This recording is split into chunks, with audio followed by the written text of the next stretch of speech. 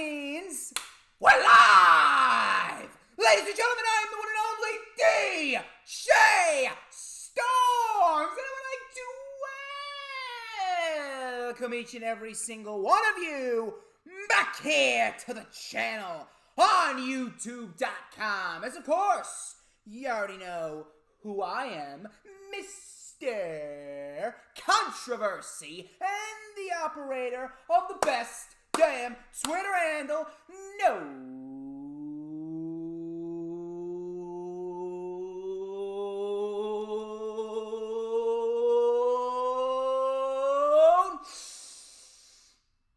wait for it.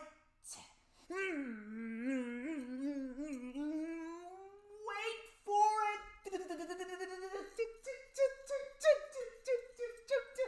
To mankind, this is the official Lightning Flash update for March 27th, 2021. It is a glorious day here in New Jersey. It is a nice, warm 60 degrees outside, but it ain't no more hotter in here because DJ Storms is live on YouTube.com. You already know. Let us check the chat. Where is the posse at, baby?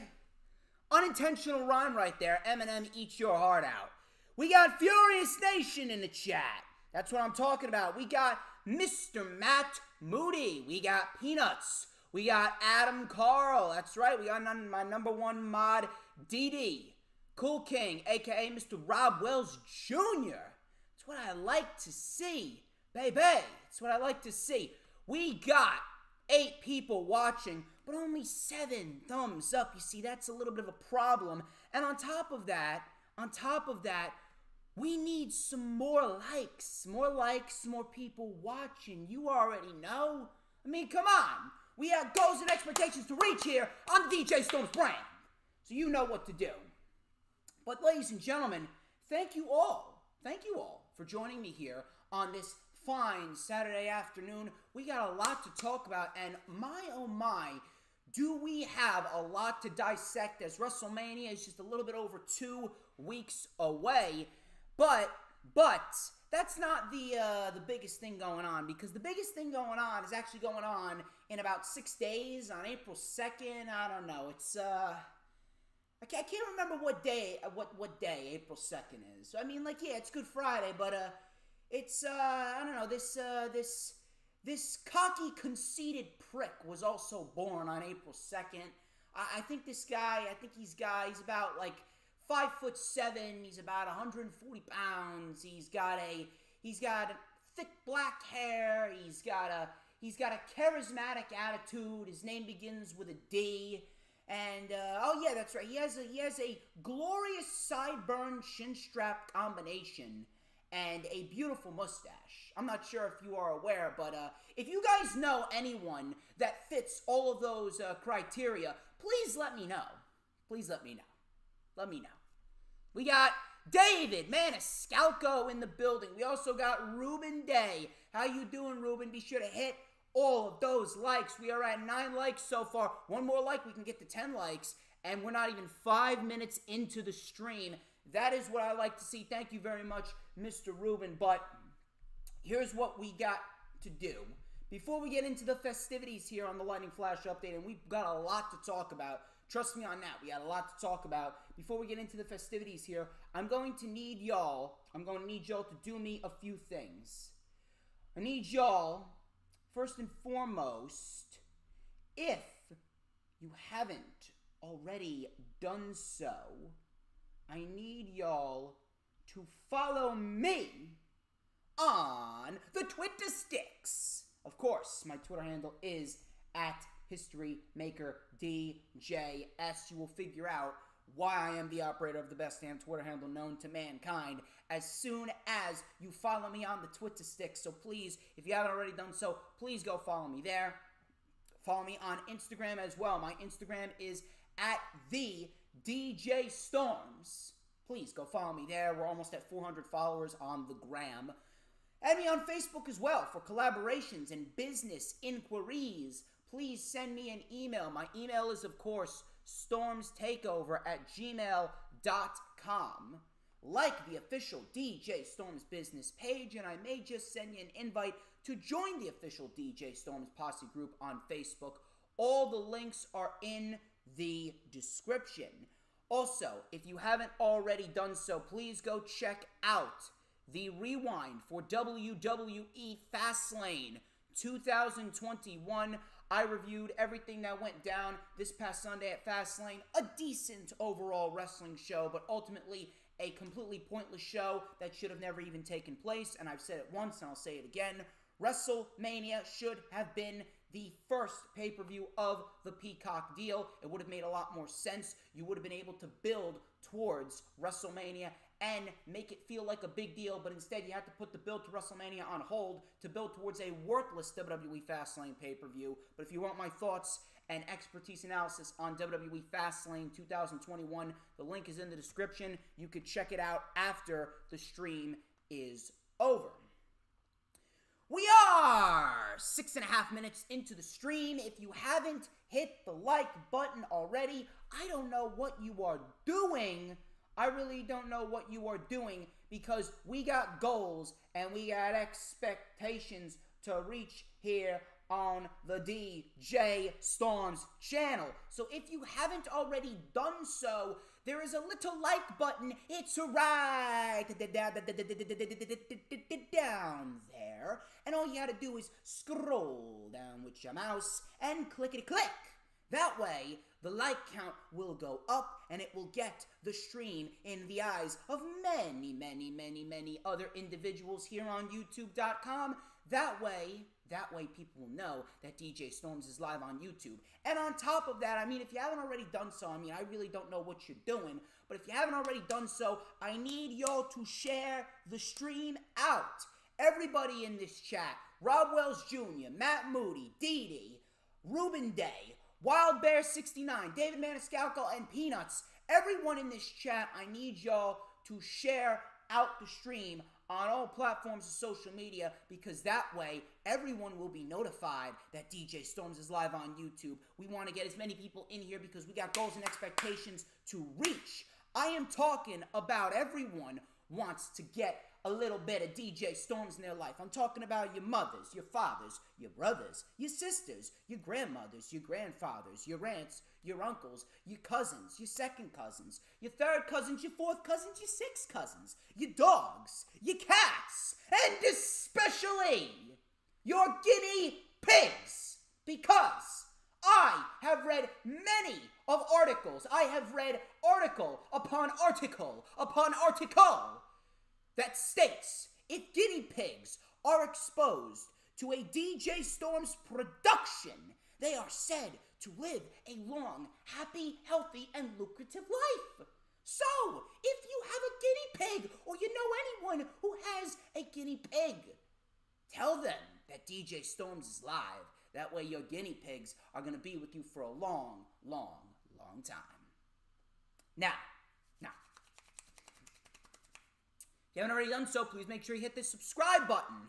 Many people are already subscribed to DJ Storms, but we want even more people already subscribed to DJ Storms, subscribed to the biggest, the baddest, the most prominent, and the most important non-paid content creator in the IWC. I do this shit completely for free.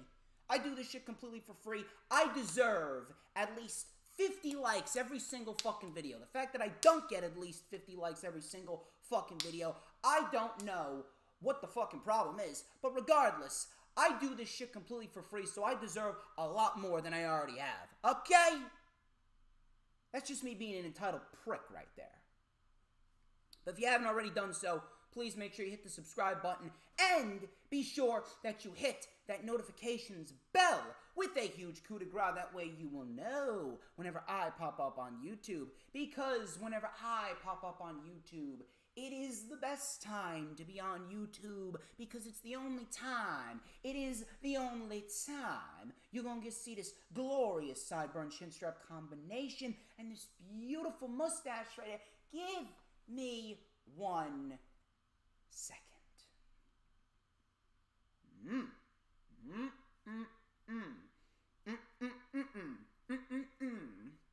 I actually just got a new haircut the other day, so you already know. Everybody wants a piece of the Storms. Hang on, just got to touch up the eyebrows just a little bit. There you go. Get the sideburns in shape. That's what I'm talking about. That's what I'm talking about right there. We got 13 likes. Wild Bear 69 and Efran Cortez Jr. just joined the stream. How are you doing? Thank you very much for joining. I greatly appreciate it, every single one of you. But yeah, please make sure you share the stream out. We got to get as many people in here as possible. 13 likes ain't enough. 13 likes ain't enough. We need more. There you go. 14 likes. That's what I like to see. 14 likes right across the board. If we can get to 30 likes, I would greatly appreciate it. 30 likes is the usual goal. 30 likes is usually the bare minimum that I like to reach at every single stream, because the Lightning Flash update undoubtedly is probably the best received show throughout all the shows and all the productions that I do here on YouTube.com. So please make sure you hit the like button and share out the stream on all platforms, social media, Twitter, Instagram, Facebook, Pinterest, Tumblr, whatever it may be. Now then, enough of the self-brand promotion and the advertisements. We're going to get straight into the news, rumors, and reports, and you're going to want to listen to these news, rumors, and reports. We got a shit ton to talk about here as it relates to the news, rumors, and reports here. I will check the chat after I'm done with the news, rumors, and reports, so talk amongst yourselves. If you want to ask some questions to me, I will be sure to answer them after I am done talking about the news, rumors, and reports. But we are going to start off with a heavy amount of news, rumors, and reports related to Charlotte Flair and Andrade. Now, WWE tweeted out 2 hours after Fast Lane went off the air that they were releasing Andrade. Andrade took to Twitter to thank the fans, along with Triple H, Paul Heyman, and William Regal the following morning. Now, I was kind of expecting that. That doesn't really surprise me. I am very, very happy that he is finally free, and I'm pretty sure a lot of people are happy that he's finally free. There's really nothing more to say about that. It just sucks that this guy literally gave his heart and soul to this company to give you what many people call the greatest NXT Championship match of all time with Johnny Gargano all the way back at TakeOver Philadelphia, and this is how you treat him. You give him an irrelevant 5-month reign as the United States Champion. He did nothing with it, and then you had him lose it to Apollo, go into a tag team with Angel Garza, and then he's taken off of television to rehab some minor injuries, and then you don't even fucking utilize him. It is very, very, very, very, very disgusting, if you ask me. It is so disgusting that it, quite frankly, pisses me off to no end. But that's not the piece of news that got everyone talking, really. I mean, it did get people talking, but the bigger piece of news came out the following morning. News broke hours before Raw that there was some backstage drama that took place between WWE management and Charlotte Flair. Charlotte Flair, as you all know, is the fiancé to Mr. Andrade. Charlotte Flair was removed from the WrestleMania 37 poster last week, and nobody really thought much of it. Nobody really thought much of it. Nobody really thought that it meant anything. I didn't really think that it meant anything, which is why I didn't really say too much on it. But Dave Meltzer explained that there was a situation, but WWE was trying to keep a lid on it. Now he stated, and I quote, "She's doing the movie." The movie, of course, the Walking Tall reboot movie, I believe. He stated, "As far as Charlotte Flair and WrestleMania, they're definitely avoiding me on that one. There's definitely a story that's not the movie, because if it was the movie, it wouldn't be hidden. It's definitely something that's behind hidden as far as what's going on with Charlotte." End quote. Sean Ross Sapp, he actually followed up this report before Raw went on the air, and he stated, and I quote, "She is not expected to be at tonight's WWE Raw in person, but the company hopes to have her back soon. According to multiple WWE sources, the absence also has nothing to do with her upcoming acting roles." End quote. This was not the only report that broke. An anonymous source actually reported that Charlotte Flair threatened to walk out if WWE didn't grant Andrade his release. It was also said that Ric Flair was behind Charlotte Flair 100%. Charlotte was then told by WWE that they would grant Andrade his release without a 90-day no-compete clause if she sat out of WrestleMania, thinking that she would choose the event over her fiancé, which of course she didn't. To add on top of this, Charlotte actually revealed during Monday Night Raw that she tested positive for COVID-19, and Rhea Ripley confirmed it in her promo with Asuka. Now, this is a lot to take in. This is a lot to take in. This is a lot to digest. This is a lot to analyze. And this is a lot to go over. First things first. First things first. Is Charlotte Flair lying about having COVID? No. No. There's a difference between WWE saying that someone has bruised ribs or a sprained ankle or sprained wrist. There's a difference between WWE using injuries like that as far as kayfabe goes and using COVID. COVID, we all know, has been overhyped and it's been made to be much more serious than it really is. But at the end of the day, WWE would not, and I'm telling you, they would not be so stupid as to use COVID in a storyline as it relates to an on-screen angle. Especially with someone as big as Charlotte Flair, or someone as valued to them as Charlotte Flair. Charlotte Flair is not lying about COVID. I do believe that she has COVID, and people have every right to believe that Charlotte has COVID. She came out and announced it, but, there is absolutely no way that you can tell me that Charlotte is missing WrestleMania because of COVID. Okay? Charlotte Flair, more likely than not, had COVID before this announcement. She didn't find out that she had COVID just yesterday. She probably was off of television for at least a week because of COVID. Maybe she found out she had COVID over the weekend. She has at least had a few days' notice before this information came out with Charlotte Flair having COVID. And on top of that, even if she caught COVID the day of Monday Night Raw and she found out she tested positive, WrestleMania is in 3 weeks. It takes 2 weeks for a normal, healthy, strong individual who takes care of themselves like Charlotte Flair does. It takes 2 weeks for a normal, healthy individual who takes care of themselves like Charlotte Flair to recover from COVID. Charlotte Flair is not a young child. Charlotte Flair is not an elderly individual. As far as we know, Charlotte Flair is not immunocompromised either.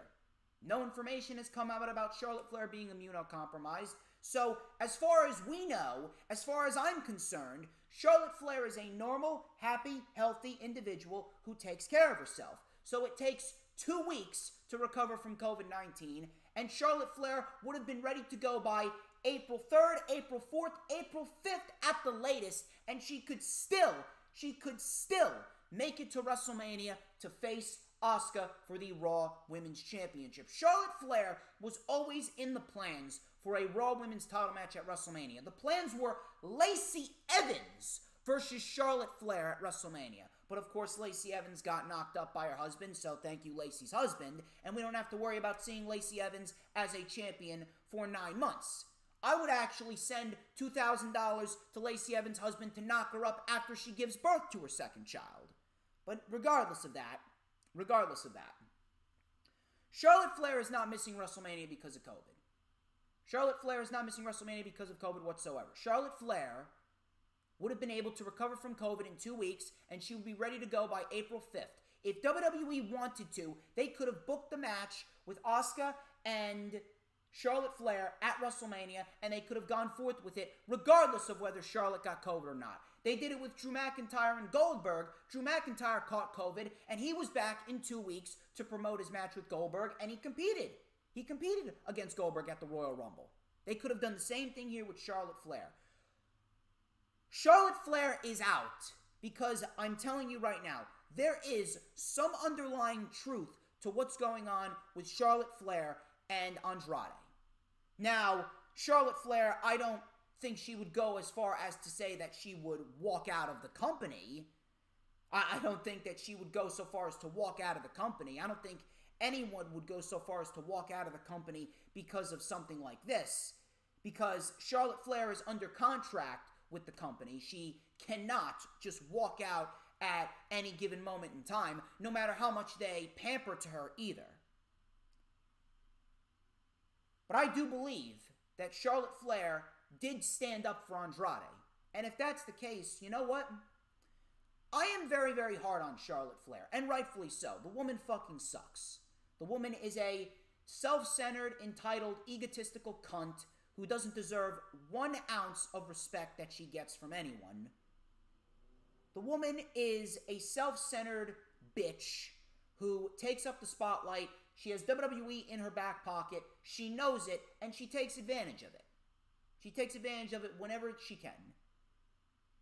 Charlotte Flair is known on this channel and this brand as someone who has a specific code that we live by. One of my main codes here on the channel is fuck Charlotte Flair, and I always say it in the chat every single time, but if this is the case, Charlotte Flair has gained a little bit of respect from me. Charlotte Flair has gained a little bit of respect from me, and I'm very, very happy that Charlotte Flair did this for her fiancé. And I don't really understand why anyone would deny that Charlotte Flair would do this. Even WWE. I don't understand why WWE would think that Charlotte Flair would choose her fiancé over a nice, cozy position at WrestleMania and the possibility, well, actually not the possibility, the definite outcome of winning the Raw Women's Championship from Asuka. So I don't really understand why people are shocked about this. Charlotte Flair was married and divorced before. She was married to Bram, a former Impact wrestler, and she then got divorced from him in 2015. You'd have to imagine that she would not feel so strongly about an individual unless he was truly the one, unless she felt in her heart that he was the one. And based on what happened here, it's clear as day that she feels as though Andrade is the one. I mean, he put a ring on her finger. And she obviously feels as though he makes her happy. And if this is the case, and Charlotte Flair did stand up for Andrade, and she gave up her WrestleMania spot so Andrade could have his release without a 90-day non-compete clause, you know what? I got a newfound respect for Charlotte Flair. Now, I wish she would advocate for more than just her fiancé. I wish she would advocate for women like Basler and Naomi and Nikki Cross, but, you know, baby steps. That's a different conversation for a different time. That's a different conversation for a different time, but I have a newfound respect for Charlotte Flair. And I think that everyone should have a newfound respect for Charlotte Flair if this is truly the case. And I know for a fact that this is the case. It is not because of COVID that Charlotte Flair is missing WrestleMania. It is all because of what is going down with the situation with Andrade. Now, how long is this going to last? I don't know. How long is this going to last? I don't know. But it is clear as day, that something is going on that is not being made public. And WWE is trying to keep a lid on it. Based on everything that's been going on over the course of the last number of weeks, you can pretty much figure it out for yourself. Charlotte Flair, she was set in stone to be in the Raw Women's title match at WrestleMania, whether it was with Lacey Evans or Asuka. She was being built up to face Asuka for the course of the last number of weeks. The only reason why she isn't is because of what's going down with Andrade. Now that Andrade is gone, I don't know what's going to happen, but in some way, shape, or form, Charlotte Flair is going to be back on WWE television, and she's going to be the Raw Women's Champion by SummerSlam, the earliest. Just watch. Just watch. But that's pretty much what's going on with Charlotte Flair and Andrade.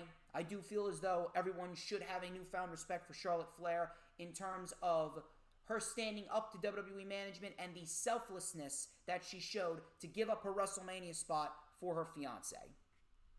I think everyone should have a newfound respect for Charlotte Flair in that regard.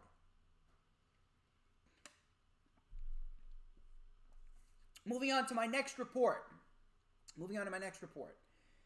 Ringside News reported that the conclusion of the Big E and Apollo Crews Intercontinental title match at WWE Fast Lane was indeed botched, although Big E was still slated to retain the title. Now, I pretty much figured this out on my own. I had a feeling that it was botched. But here's something that I don't understand. Fastlane was a complete waste of time and completely irrelevant in the grand scheme of things. But you could have made the show a lot better if you actually booked it and produced it correctly.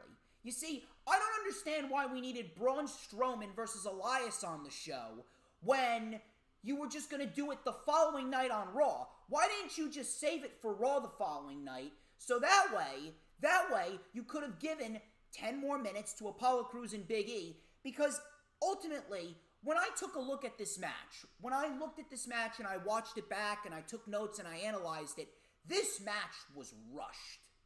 You can tell clear as day that they rushed through a couple of things on WWE Fast Lane. The Intercontinental title match was one of them. Maybe if you had taken Braun Strowman and Elias off of the show, maybe you actually could have given more time for Big E and Apollo to tell the story. You didn't have to rush through the match, and maybe this botched ending wouldn't have taken place. Did you ever think about that? Or how about this? If Big E was still slated to retain the title, why didn't you just do a double countout or a double disqualification? Because you booked the fucking match on SmackDown, which we'll talk about. You booked the match on SmackDown for WrestleMania, and then you had Apollo Crews pin Big E, having another champion lose on television, because that's the only way that you can apparently justify Apollo Crews getting another match for the Intercontinental Championship. It is unfucking believable. It is absolutely unfucking believable how this company operates. If you were going to do Strowman and Elias the following night on Raw, why did it need to take place at Fastlane when you could have given 10 more minutes to Crews and Big E to actually tell a proper story and actually give us a legitimate ending instead of this fuck-up that we got? You are responsible for your own failures. I got a report from Wrestling Inc., and this report was actually apparently debunked by the same guy that the report was about. So, Wrestling Inc. reported that Mustafa Ali will be off of television to have surgery on a torn PCL. The report also revealed that Ali suffered the injury on December 28th, 2020 episode of Raw when he wrestled and defeated Ricochet.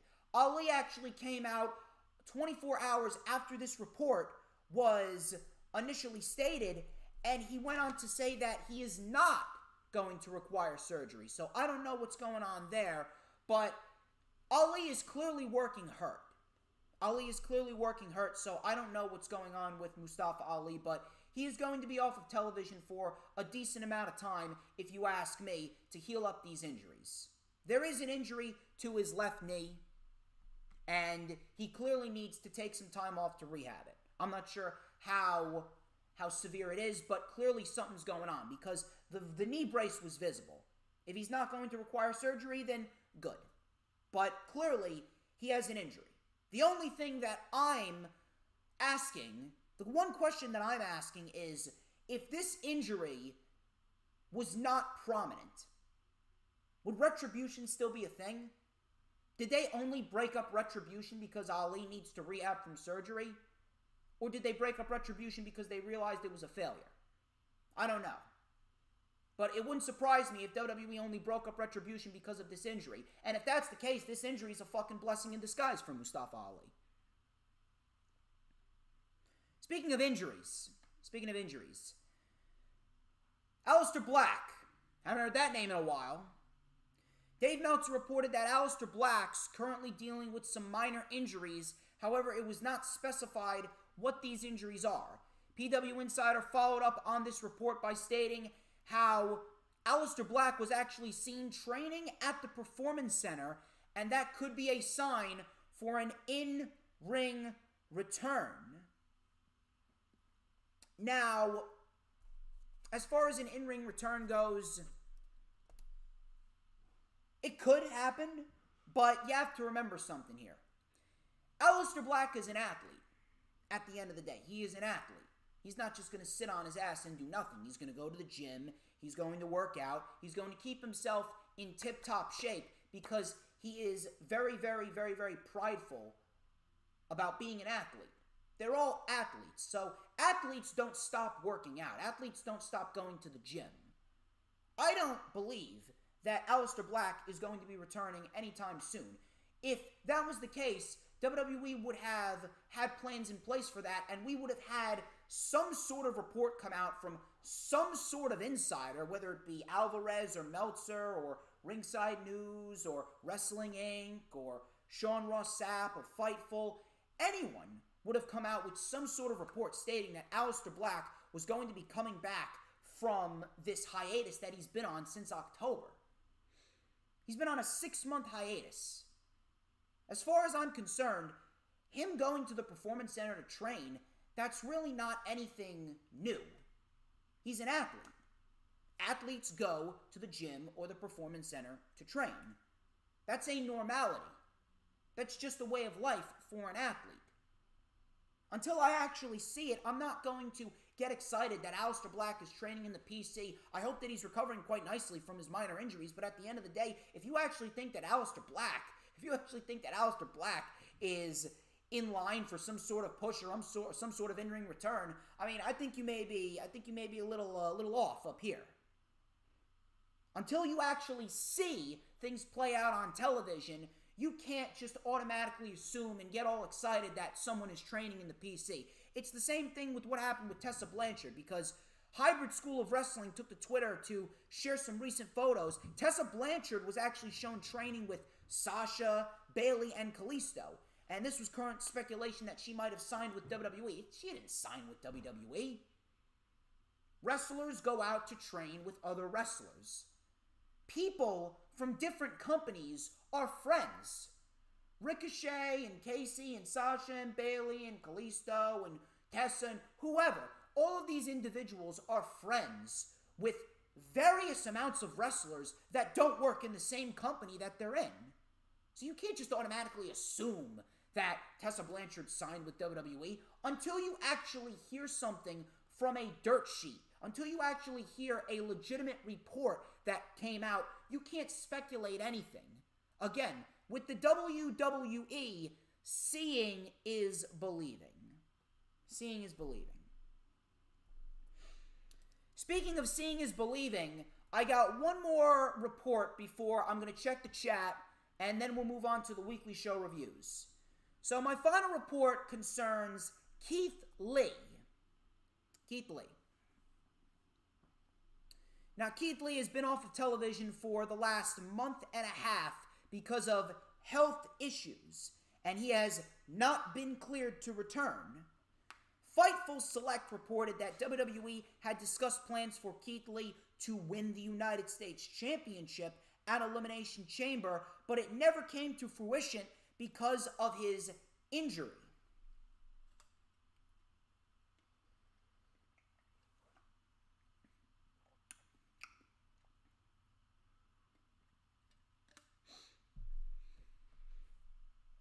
Now, why do I put quotations around health issues and injury? I would like to put forth a question I would like to put forth a question, and I want everyone to think. I want everyone in the chat to think long and hard about this question. I want to put forth this question to you. Keith Lee has been out of action with health issues and an injury for the last month and a half. He has not been seen since February 8th. That is a considerable amount of time. Here's the question. If this injury has had such a drastic impact on Keith Lee, as it has, and he's been out for a month and a half, going on 2 months. He's been out for 2 months with this injury. Why haven't any specifics been disclosed? Why hasn't this injury been specified? Why hasn't this injury been specified by WWE, Dave Meltzer, Brian Alvarez, Sean Ross Sapp, Ryan Satin, Ringside News, Wrestling Inc., WrestlingNews.co? Anything. Why hasn't anyone specified the specifics of this injury? Now, could it be because WWE wants to keep it private for Keith Lee's sake? Does Keith Lee want to keep it private? Yes, that could be a reason. And if that's the case, I understand, and I respect that. I understand. Maybe Keith Lee wants to keep it private. Maybe Keith Lee does not want things to get out in public. Maybe Keith Lee wants to keep it to himself. I understand that. But if Keith Lee wanted to keep it to himself, why is it that he's been sending these cryptic tweets saying that he's growing very frustrated or he misses the people? Why did he change his name above his handle to Impatient Lee? If Keith Lee wanted to keep things private, why did he change his name to Impatient Lee, and why has he been sending out these cryptic tweets? On top of that, why did WWE say on the Elimination Chamber pre-show that Keith Lee was out with an injury if they didn't want anything to get out? Because now that they've put that out there, that Keith Lee is injured, now people are going to be asking, okay, what is the injury? What is the injury, and what is the timetable that he is going to be out for? When is he coming back? Notice how Fightful reported that WWE had discussed plans for Keith Lee to win the United States Championship, but it never came to fruition because of this injury. But coincidentally, a week before the Elimination Chamber, a report came out saying that Vince McMahon apparently gave up on Keith Lee. Vince McMahon apparently doesn't see anything in Keith Lee. People, I think you know where I'm getting at here. Keith Lee is not injured. Keith Lee is not injured. Keith Lee is out because WWE does not have any plans for him, and Vince McMahon has completely given up on Keith Lee. He doesn't see anything in Keith Lee. Keith Lee is not out because of health issues. If Keith Lee was out because of health issues, Keith Lee would not be sending these cryptic tweets. And on top of that, anyone would have had some sort of insight on what this injury was and how long it may have been until Keith Lee was ready to return. He has been out for a month and a half, going on 2 months. That is a considerable amount of time to be out because of an injury. Don't you think that someone would have actually said something? It's clearly not COVID. It's clearly not COVID because Keith Lee's in the same boat as Charlotte. Keith Lee is a healthy, strong 30-year-old who takes care of himself. He takes 2 weeks to recover from COVID. He caught COVID after his WWE title match with Drew McIntyre on Raw Legends Night. And what happened? He was back within a month. He was back on February 8th. He won a match against Matt Riddle, and then he was attacked by Bobby Lashley, and he hasn't been seen since then. He hasn't been seen since then, and apparently he's been out with an injury. It's not COVID. Keith Lee would not be out for a month and a half with COVID. He actually came out and stated that him and Mia Yim actually tested positive for COVID. And he was back. He was back within a month. Same thing with Mia Yim. Mia Yim was back. Keith Lee is not out because of an injury. If Keith Lee was out because of an injury, someone in the community, some sort of insider or WWE themselves would have disclosed the specifics. And what's even more fucking disgusting is the fact that Vince McMahon was the one that caused all of this. Vince McMahon doesn't see anything in Keith Lee. He doesn't see Keith Lee as a megastar anymore. Really, because you didn't have a problem with Keith Lee when he went up against Roman Reigns at Survivor Series all the way back in 2019, right? You didn't have a problem with Keith Lee then, but all because that you brought him up and you had to change everything about him. You changed the way he talks, you changed the way he wrestles, you changed his theme music, all because that you didn't like the way that he was molded in NXT. You didn't like the way that Triple H shaped him out to be in NXT. So you willingly took what was perfect from NXT about Keith Lee. You took everything about Keith Lee that was picture perfect, and what did you do? You completely ripped the rug out from under him, and you changed everything about him because you think that your vision works, when in reality, none of your visions have come out to be megastars probably since The Undertaker. The Undertaker was the last Vince McMahon birthed vision that actually went on to be a fucking megastar. Who, since The Undertaker, has Vince McMahon molded into a star? Who? The answer is nobody. Nobody.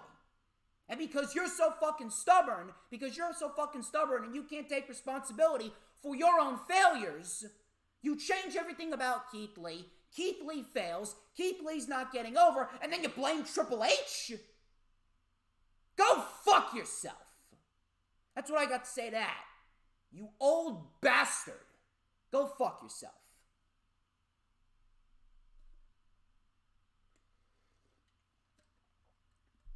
It is absolutely fucking ridiculous. And you know what? I hope Keith Lee has the same exact result as Andrade. This company doesn't fucking deserve a man like Keith Lee. I hope Black, Garza, Keith Lee, and Riddle. I hope Riddle as well. I hope he leaves. Because you know for a fact that his US title reign's on borrowed time. I don't know who's taking the title off of Riddle. Although we may have had our answer this past Monday. I don't know who's taking the title off of Riddle, but clearly, Matt Riddle has no plans as United States champion, and it's only a matter of time before he loses it. Keith Lee is not out with an injury. Keith Lee is just not being used on television because Vince McMahon doesn't see anything in him. If he had a severe injury that kept him out for this long, going on 2 months, someone would have disclosed it. Those are your news, rumors, and reports. Let's check the chat. Earl Cole's in the chat. I hope you have a great evening, and I hope that you have a very nice table discussion tomorrow night. If anyone is joining Earl Cole's Zoom for WrestleMania week tomorrow night, please go hit up Mr. Earl Cole. Thank you very much for joining, Mr. Earl Cole. Please be sure you hit that like button on your way out. Dylan Catcham, how you doing? Yeah, I know that Ryan Satin blocked you. He blocked me too. TM161 is in the chat. How you doing, TM161? Please make sure you hit that like button. And if you can, share out the stream. Here's what I want from everyone here. Everyone, I need y'all to share out the stream on all platforms of social media.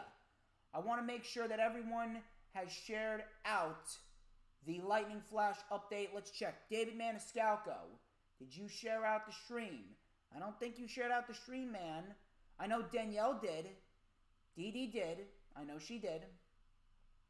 We need some more people sharing out the stream, because the more people that share out the stream, there we go. Peanuts shared out the stream. Thank you very much. TM161, be sure you share out the stream as well. Everyone wants a little piece of DJ Storms here, because we are about to get into everybody's favorite show, said nobody ever. We're about to get into the Raw review. But thank you very much for sticking with me. I hope you enjoyed my take on the recent news, rumors, and reports. Blue Skiller, how are you doing? Please make sure you hit that like button and you share out the stream on all platforms of social media. We got 18 likes. We got 18 likes, ladies and gentlemen. Oh, Darwish, how you doing, brother? How you doing, brother? I didn't know that was you. Please make sure you share out the stream on all platforms of social media. Thank you very much for joining. Thank you very much, Mr. Earl Cole. I greatly appreciate you. Thank you very much, Mr. Efron Cortez Jr., if you're still in here. Thank you very much, Mr. Adam Carl. Thank you very much, Cool King, for sticking by. Thank you very much. I greatly appreciate every single one of you. We got 18 likes. We need 2 more to 20, and we need 12 more till we get to 30. If you guys can share it out and promote, I would greatly appreciate it. Thank you, Mr. Earl Cole. Thank you, Miss Danielle. Thank you very much. We are live here on YouTube, and we are about to get into the Raw review. We got how many shows we got? We got 6 shows to go over. We got 6 shows to go over, and we're going to get right into it. I will check the chat after the Raw review. And trust me, there's going to be a lot of ranting with this Raw review because the show sucks. So Bobby Lashley and Sheamus kicked off the show. Hurt Business came out to ringside in the middle of the match. Shelton Benjamin actually clotheslined Sheamus behind the referee's back. Cedric and Lashley, they got into it. Sheamus tried to take advantage. Sheamus with a flying clothesline to Bobby Lashley on the floor. Sheamus with a flying clothesline to Bobby Lashley in the ring. That got a 2 count. Sheamus with a punt knee strike for a 2. Sheamus then missed the bro kick. Cedric Alexander caused a distraction. Sheamus turned right into a pop-up spinebuster and a hurt lock, and Sheamus tapped out to the hurt lock. Decent match. But I mean, who gives a shit? Didn't we just see this last week? Why do we need to see it again? Are you that fucking lazy that you can't write a different show? We literally saw this last week in the main event. Now we're seeing it again to open the show. On top of that, why did you have to give Sheamus another loss? Sheamus is great at what he does. Sheamus is doing some of the best work of his career right now. I think everyone can agree on that, but why is it that you constantly need to give this man a loss? What is your obsession with giving people loss after loss after loss? This is the 4th loss in a row this month alone. The 4th loss in a row this month alone, inside of 3 weeks. And on top of that, why does Bobby Lashley all of a sudden need help? Why does he need help from Cedric and Shelton? This man was booked like an absolute fucking monster. This man was booked to win and win and win and win and win consistently on his own without the help of the Hurt Business since the summer of last year. But now, all of a sudden, he needs help. Now, all of a sudden, you are tarnishing the image of Bobby Lashley, just like MVP told Cedric and Shelton in the back. Now you're tarnishing the image of Bobby Lashley. Now you're making him seem like he can't defend his honor and the WWE Championship on his own. And this was not the only time they made Bobby Lashley look weak. The Hurt Business then attacked Sheamus afterwards. McIntyre came out and he took on Shelton and Cedric on his own, and he sent them packing. He sent Cedric into the barricade, and Shelton actually backed off. So Shelton backed off. He stood face-to-face with Lashley. MVP was holding Bobby Lashley back, and he was saying, "Save it for Mania." Drew was screaming, "Hit me, you son of a bitch," before Lashley just left with MVP. So coming back from commercial, Lashley was having a conversation with Cedric and Shelton and saying that he didn't need their help. MVP said, "You tarnished Lashley's image and you embarrassed yourself when you lost the Raw Tag Team titles. Think about what you're going to do to make that right." So later on in the night, we get a handicap match. A handicap match between the Hurt Business and Drew McIntyre. Cedric and Shelton taking on Drew McIntyre. And if Drew won, Cedric and Shelton would have been banned from ringside. Really? Where have we seen this before? Don't worry. I will talk about that when we get to the match. But Why all of a sudden does Bobby Lashley need help? He's never needed any help from anyone. He's never needed any help from MVP. He's never needed any help from Shelton Benjamin. He's never needed any help from Cedric Alexander. Why all of a sudden now does Bobby Lashley need help? Why is it that you can't book heels like strong, dominant contenders? Why is it that all your heels always need to have an asterisk next to them? Are you incapable of actually booking a heel as a legitimate competitor? This is the shit that you do in the fucking 90s. This shit don't work anymore. You don't see Kenny Omega constantly needing the Good Brothers. Kenny Omega has actually won matches on his own. He defeated Matt Sydal this past Wednesday on his own. He defeated Rey Fenix in a title defense at New Year's Smash on his own. He doesn't need the Good Brothers at every single twist and turn. If you booked Bobby Lashley as a consistent beast for 9-10 months throughout the last year, why all of a sudden now does he need help? It absolutely makes no sense. So from there we go into Peyton Royce versus Asuka, which was not good at all. Peyton Royce, I don't know what the fuck happened here, but Peyton Royce looked weak as shit. And I know for a fact I'm not the only individual who thought this. A lot of people, I scrolled up and down the timeline, I have heard people calling her the female version of The Miz. Her offense looked weak as shit. Listen, I respect Peyton Royce and she's actually trying to get a little bit better. But, man, if you want me to take you seriously, you're going to have to bring some fucking intensity, alright, babe? I mean, if you want to treat Shawn Spears like that in the bedroom, that I have no problem with because I think Shawn Spears would greatly appreciate you. But in terms of wrestling, you better show some fucking intensity. Please. Peyton Royce, she's got a long way to go. She needs to go back to the PC, and she needs to start bringing some intensity. Female Miz versus Asuka. Peyton Royce looked weak as shit. She did a spinning heel kick to the back of Asuka and it looked like she was treating Asuka as if she was made of fucking glass. It's a wrestling match. Wrestle! So Asuka ended up winning this with the Asuka lock, and Peyton Royce tapped out. Goodbye, Peyton Royce.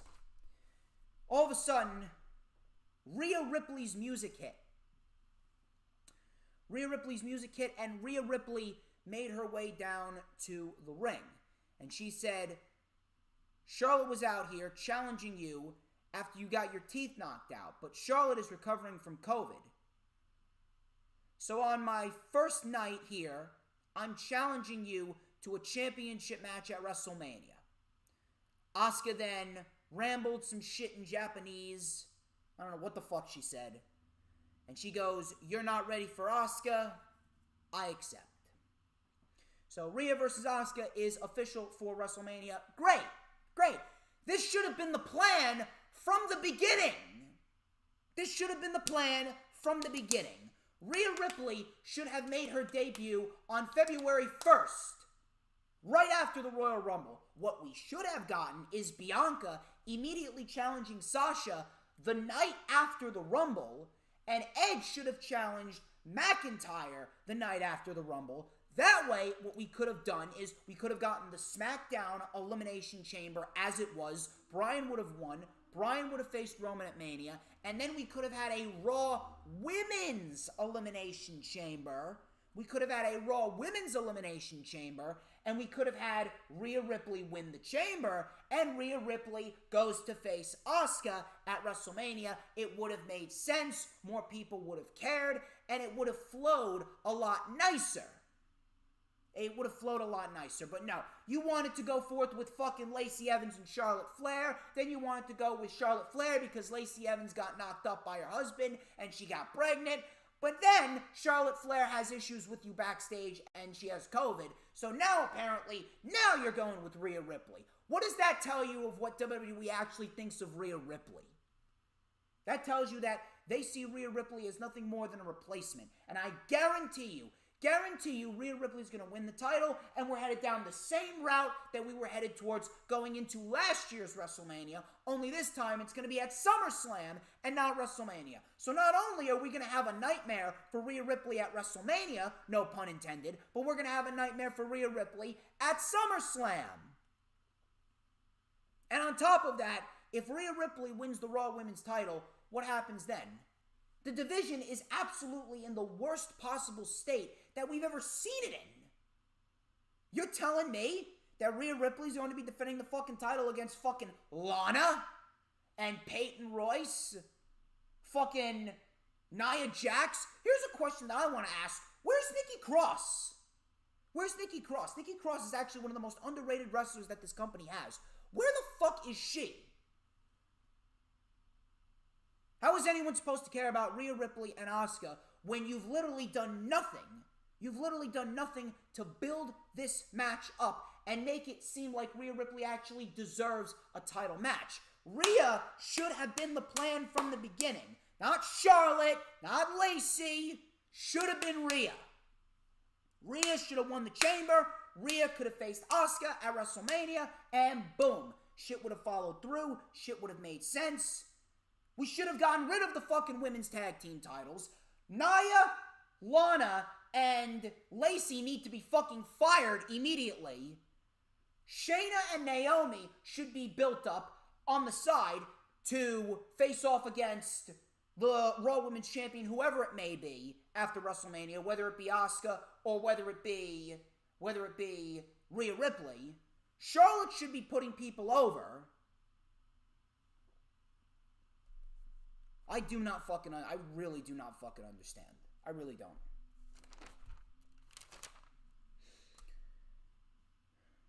Miz TV, WrestleMania edition. Miz and Morrison talked about Bad Bunny. The Miz says, it's one thing for you to do a special performance, but it's another thing to hang on with your bouncer friend Damian Priest. I am the only two-time Grand Slam champion in the history of this company, and we still don't get the respect that we deserve. So they pointed out that they are not on the WrestleMania poster, but Bad Bunny is.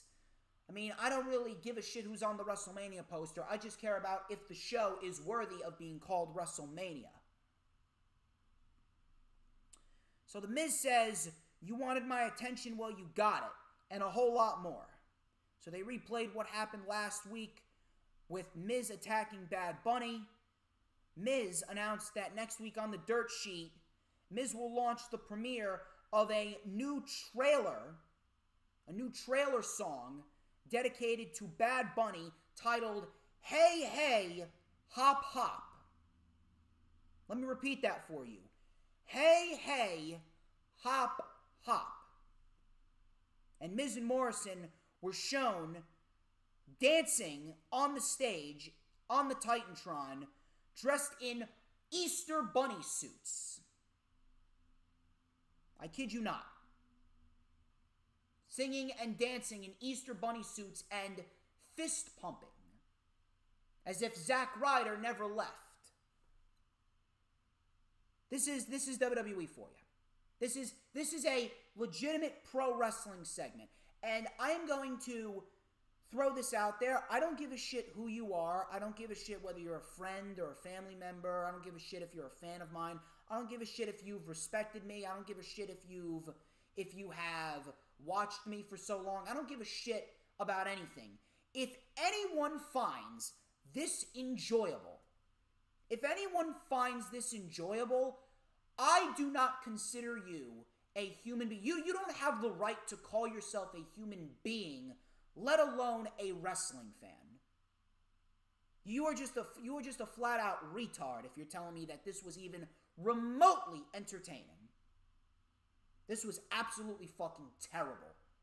I legitimately do not have enough words in my vocabulary to describe how bad this was. Miz then challenged Bad Bunny to a match at WrestleMania, and he says, I'll end your career, period. And if you want a preview of WrestleMania, just watch my match with Jeff Hardy right now. So we get The Miz versus Jeff Hardy. Hardy actually challenged The Miz to send Morrison to the back. Miz did so. Miz won clean. What does that tell you about what WWE thinks of Jeff Hardy? That Jeff Hardy couldn't even beat The Miz without Morrison there. Skull-crushing finale for the win. Afterwards, Bad Bunny came up from behind The Miz, hit him in the back with a guitar. He took the mic and he said, "I accept your challenge, bitch. I'll see you at WrestleMania." So, we are getting Bad Bunny versus The Miz at WrestleMania. So, it is officially official that Damian Priest will not be getting a WrestleMania match. Yeah, good job, WWE. I cannot wait to see you bury Damian Priest after his feud with Bad Bunny, alongside Bad Bunny, and The Miz and Morrison is over. So AJ Styles and the black version of the Great Khali came out, a.k.a. Omos. Styles says he's so excited about what Omos is going to do to Kofi and Woods. Styles says they will become the Raw Tag Team Champions before the New Day came out. They were mocking Styles and Omos. They were asking Styles what's his favorite color, what's his favorite flavor of ice cream, and what's his favorite WWE superstar. Styles got all of these answers wrong. And Styles says, "Why don't you get in here so I can kick your butt?" Yes, he said that. I mean, if you want a direct representation of what WWE has become, Styles, one of the best wrestlers in the world, is throwing down a kindergarten insult. And there's actual people that think WWE does entertainment well. There's actually people that think that WWE does entertainment well. Man, you must have the brain capacity of a beetle. You must have the brain capacity of a fucking June beetle. So AJ did the hip swivel. He was going, AJ rocks. So we get Styles versus Kofi. Probably the best thing on the show. Pretty decent match for what it was. Kofi mounted a comeback with a big leaping clothesline, followed up by a boom drop. Styles with an enziguri. Styles actually hit this enziguri when Kofi was midway through Trouble in Paradise. Looked very, very nice. Styles then followed up with a punch as Kofi was on the top rope. Kofi dropped Styles and hit a splash to the back for a 2. Styles then locked in the calf crusher, but Kofi made it to the bottom rope. Styles then with a springboard, but Woods blew his trombone. Omos then came walking towards Woods very, very slowly. Kofi caught Styles in the SOS, and Kofi got the win.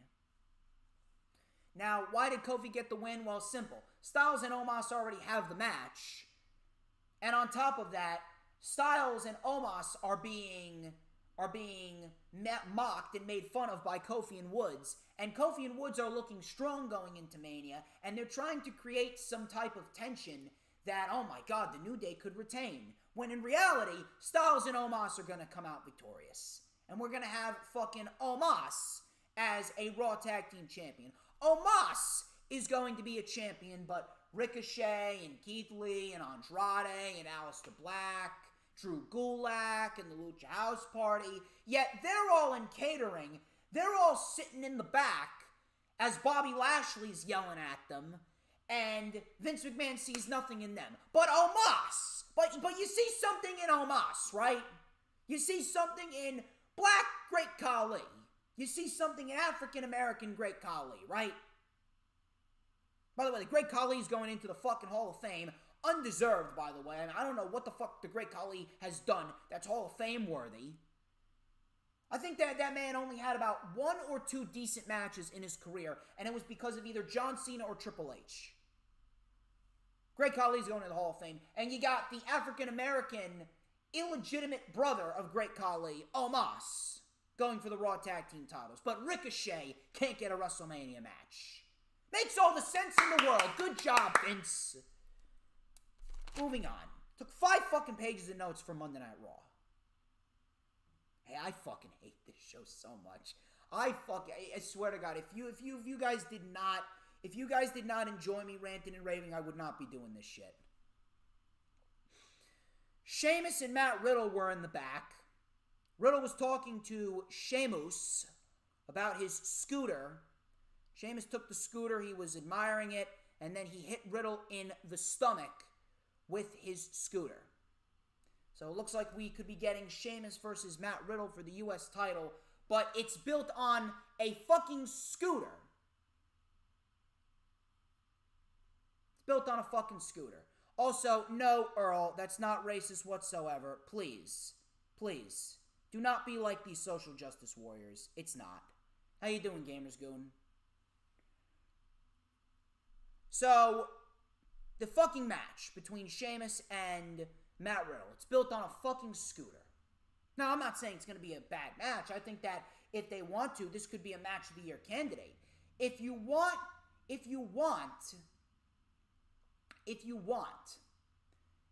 this match is a match that could absolutely make the United States Championship feel important. It could actually make the United States Championship feel important. So I got no problem with the match from an in-ring perspective, but how can you justify Sheamus getting a United States title opportunity when he's lost twice to Drew McIntyre and then twice to Bobby Lashley within the course of 3 weeks? They actually just booked Riddle versus Sheamus on Monday Night Raw for 2 days. They actually booked the match on Monday Night Raw in 2 days. What, are you going to have Sheamus beat Matt Riddle and then Sheamus gets the U.S. title match at WrestleMania? That's what you're going to do? And you know what? I wouldn't even be surprised if they give Sheamus the United States Championship. I wouldn't even be surprised. Would not even be surprised if they give Sheamus the United States Championship, because all of this shit with Matt Riddle, it's completely last minute. The only reason why Sheamus is getting a U.S. title opportunity is because Sheamus is the only guy that's been used consistently on television that doesn't have anything going on. Damian Priest is going to be in Bad Bunny's corner. We got Styles tag teaming with Omos to take on the New Day for the Raw Tag Team titles. Bobby Lashley and Drew McIntyre are fighting for the WWE Championship. Retribution is dead. Ali is injured.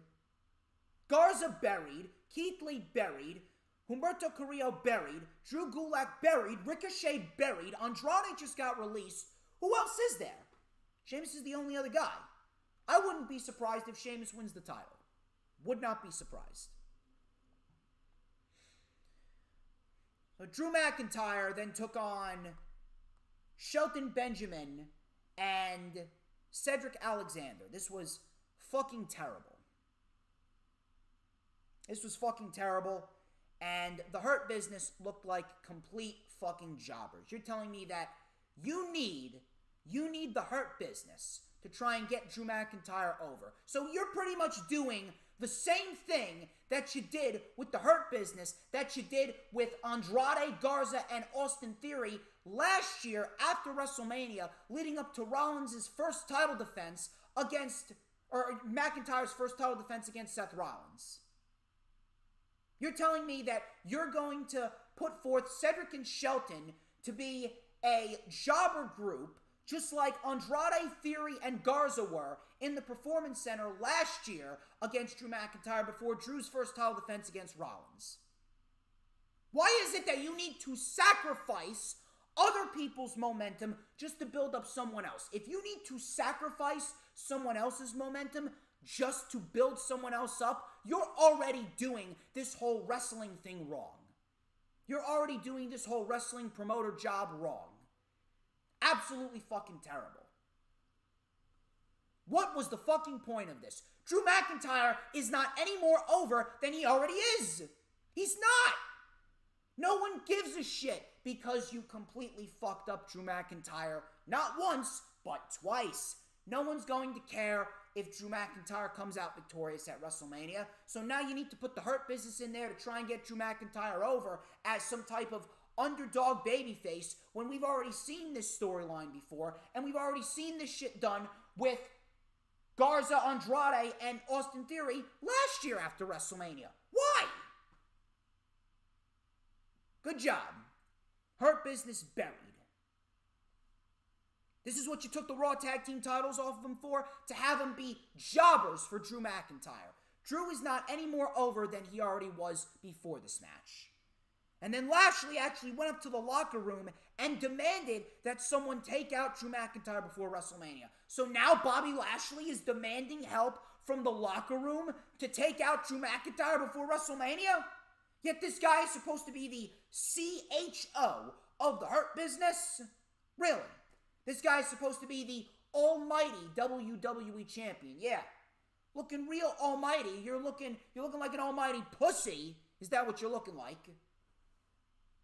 9 months down the fucking drain for Bobby Lashley. 9 months down the fucking drain, all because that you need to build up Bobby Lashley as some type of dastardly heel, and you want Drew McIntyre to be the come-behind babyface. If Lashley versus Drew was the case, you should have just kept the title on Drew.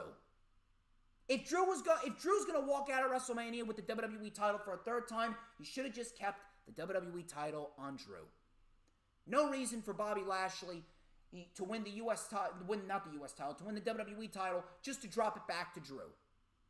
If you did not have plans to invest in a Bobby Lashley WWE title reign, he should have never won the title to begin with. Drew McIntyre is not going to be any more over than he already is by beating Bobby Lashley. He's not. Dana Brooke and Mandy Rose versus Shayna Basler and Nia Jax. Kill me. Nia Jax wins with a Samoan drop to Dana Brooke. Reginald doing his same old acrobatic shit. Lana and Naomi were on commentary saying that they wanted a rematch. Who gives a shit? Elias, Shane McMahon, and Jackson Riker were in the ring. And Shane McMahon said that they were going to sing a song titled Braun is Stupid. The song was actually fucking hilarious, I'm not going to lie. Some of the lyrics were, Braun Strowman is a man of great size, but he's not very wise. I don't know about you, but I actually started laughing immediately when I heard that. He says, Braun Strowman has trouble solving 2 + 2. Braun Strowman can't even tie his shoe. So they were harmonizing Braun is stupid. I mean, like I said last week, you're trying to get Shane McMahon over as a monster heel, yet how can anyone boo him when he's singing factual information? Unreal. So Strowman came out and he says, I got a song for you, Elias. It's called The Man That Got These Hands. So Strowman versus Elias. Strowman, listen to this. Braun Strowman was doing the Strowman Express thing. He was doing his running pounces around the ring. He was running around the ring. And what they did was they actually played train noises. I kid you not. They actually played train noises over the PA system. They played train noises over the PA system as Braun Strowman was doing his Strowman Express running pounces. I kid you not. That's exactly what they did. They went out there and they put train noises, chugga chugga choo choo, train noises, ha ha ha, with the horns and everything, and the fucking all of that shit. They actually played that over the PA system as Braun Strowman was running around the ring. I don't know who the fuck thought of that idea, but good lord, holy shit. So Braun Strowman won with the running power slam. Shane McMahon then hit Strowman with a crutch. Shane McMahon ran off. Strowman then challenged Shane to a match at WrestleMania, and Shane McMahon accepted. He said, any match type that you want, I'm going to win because you are stupid. And that was that. Shane McMahon is the babyface going into WrestleMania, just so you know. It was confirmed on night 1 that it's going to be Bobby Lashley versus Drew McIntyre, Sasha Banks versus Bianca Belair, and Bad Bunny versus The Miz. Night 2, we'll see Roman versus Edge, or what was Roman versus Edge on Monday, and Asuka versus Rhea Ripley. So then Orton came out to summon the Fiend. Orton was carrying a black bag, and he says it seems like it was just yesterday after watching the Fiend burn alive. Apparently, I didn't finish the job. I saw an abomination. Oh, Randy Orton. Man, you want to talk about an abomination? You are on the biggest abomination to the pro wrestling world. And the world in general. You're on the biggest abomination to the world in general. It's called Monday Night Raw.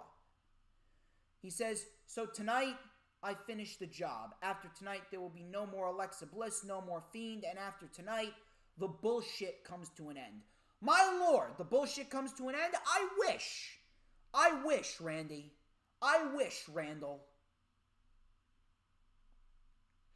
So, Alexa Bliss came out. She had a Jack in the Box. She said, be careful what you wish for, Randy. So she winded up the Jack in the Box, and popped out was a plush toy of the Fiend. And then the Fiend was in the ring after the lights came back on. And Orton then started to douse the Fiend in gasoline, and he wasn't moving. So he took out a match.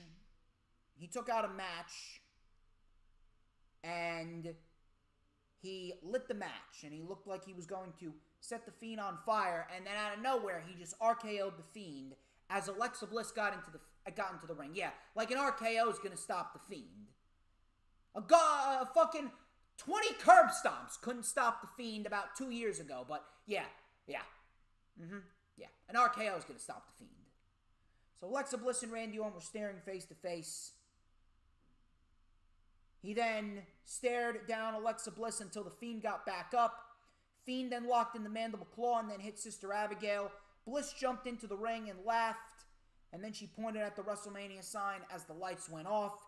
And it was confirmed that we will get the Fiend versus Randy Orton for the... how many fucking time? The umpteenth time? And the Fiend versus Randy Orton, more likely than not, in a Firefly Funhouse match. And that's going to be on night 2 of WrestleMania. Yeah. Very interesting. Raw sucked. Raw absolutely fucking sucked. Raw sucks. I don't care. I don't think anybody cares. Raw is terrible. Raw absolutely blows. Raw sucks donkey balls, and that's pretty much that. Let's check the chat. I can see that Danielle's actually happy that I'm finally smiling. Yeah, I know. Because I have a wonderful smile, don't I? I have a wonderful smile, don't I? But here's what I want. We are at 24 likes, which is great. We are 6 likes away from 30. If you guys could continue to share out the stream, I would greatly appreciate that. Please continue to share out the stream because you are not going to want to miss a moment. You are not going to want to miss a moment of the rest of the stream. We have plenty more, including we got AEW Dark Elevation to review. We got AEW Dynamite to review. We got NXT to review. We got SmackDown to review as well. And we got NXT UK. You are going to want to stick around for all of those reviews. Thank you very much for remaining with me. We are an hour and 20 into the stream. Thank you, Cool King. Thank you, Peanuts. Thank you, DD. Thank you very much for sticking with me. Thank you, David Maniscalco. Thank you, Gamers Goon. If you guys haven't already done so, please make sure you are sharing the stream out. We got plenty more to come here. By the way, Habiki, I saw you earlier. Thank you for coming. I greatly appreciate you. I greatly appreciate the support. Thank you very much. I don't know where my man Jay Leto is, but man, come on. Where are you, Jay? Where are you? Where's PWP Nation? I sent you a wristband, man. Where are you? Anyway, AEW Dark Elevation wasn't a bad show, but I am really getting sick of the oversaturation that we've had on these shows. This was, at most, a 2-match, 3-match show. There's no reason to have 7 fucking enhancement matches. I understand that Tony Khan wants to get everyone on the show and he wants to get everyone an opportunity to work, but there comes a point in time where you can get everyone an opportunity to work, but you can also put on the best possible show. And there's no reason to oversaturate the show with 15 fucking matches if only 2 or 3 of them are going to be competitive. So, please, Tony, I'm going to continue to keep on saying this. Just reduce the shows, Dark Elevation and Dark OG. Reduce them to 5-6 matches at most. 1 hour, that's it. Please.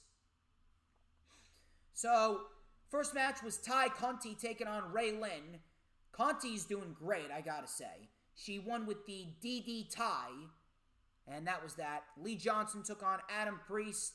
Johnson continues to impress. Johnson won with the Fisherman Brainbuster on the knee. Varsity Blondes took on Fuego del Sol and Jake St. Patrick. Garrison with a rolling elbow strike for the win. Very Cassius Ohno-esque. We had Max Caster versus Ryzen. And if you don't already know, Max Caster is fucking fantastic. I actually wrote down his rap. He goes, "I'm Platinum Max, and I'm with the Acclaim. Yo, Ryzen, you should get a different name. Maybe like bitch, you know, something less lame. Or maybe like water, cause you going down the drain. You got a losing streak, a streak in your beard. I heard you go streaking because you're weird. I'm so hot, I could attract your dad. Your red hair looking like a maxi pad, you little bitch." So, if you don't already know, Max Caster is an absolute fucking legend, and Max Caster, I swear to God, in about 2-3 years, the Acclaimed are going to be the tag team champions, and when we have full crowds again, the Acclaimed are going to be absolute megastars. Max Caster is fucking hilarious. I absolutely love Max Caster. I'm a fucking mark for Max Caster. He's fucking great. So, Max Caster wins with the Acclaimed to Fame elbow drop. That was that. Maddie Rakowski took on, and Leva Bates. Maddie Rakowski and Leva Bates took on Red Velvet and Big Swole. Velvet won the match for her team with the Claymore kick. Good to see Big Swole back. Afterwards, Vicky Guerrero, Nyla Rose, and Jade Cargill came out and stared them down for a little bit. So it looks like we could possibly be getting a tag team match between these 4 women, which I would not mind whatsoever. I think that it would be a nice showcase for all 4 of these women.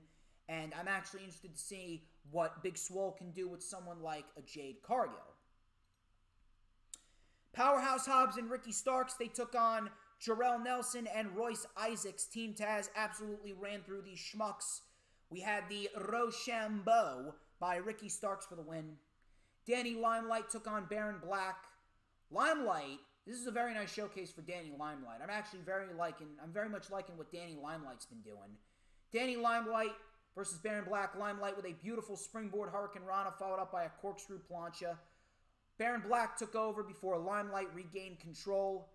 He had a snap German suplex, springboard double stomp to the back, and then Limelight actually won via submission with a rear naked choke. Looked very nice, actually. Orange Cassidy versus the Hollywood Hunk, Dolph Ziggler's brother, Ryan Nemeth. Very nice showcase for Orange Cassidy, but the ending of this match, the mousetrap finish, is fucking terrible. I fucking hate the mousetrap finish. It absolutely looks terrible. But Orange Cassidy won with the mousetrap pin for the win. Nemeth afterwards attacked Cassidy. And then, all of a sudden, we had Chuck Taylor attacking Nemeth, but J.D. Drake came out to save Ryan Nemeth And he actually left with Ryan Nemeth. So it looks like Ryan Nemeth not only has a partnership with the Pretty Picture, but he also has a partnership with J.D. Drake. J.D. Drake's a great pro wrestler, by the way. I remember his match with Austin Theory, which was fucking great. So, we had the co-main event. It was Allen 5 Angels taking on All Ego Ethan Page. Angels with a swift Russian leg sweep that got a 2 count. Page took over before Angels came back with a back elbow. We had an enziguri and a crossbody to the back. We had a standing sliced bread for a 2. Alan Angels is a very good pro wrestler. Page came back with a power slam for a 2. Angels with a spin kick, but Page with a lariat, and then he hit the Ego's Edge for the win. Decent match right here. Probably the best match on the show. Ethan Page then took the mic and he said, "That was a little message to my future competition. You just got a lesson on how to be the best pro wrestler from All Ego on the house. You're welcome.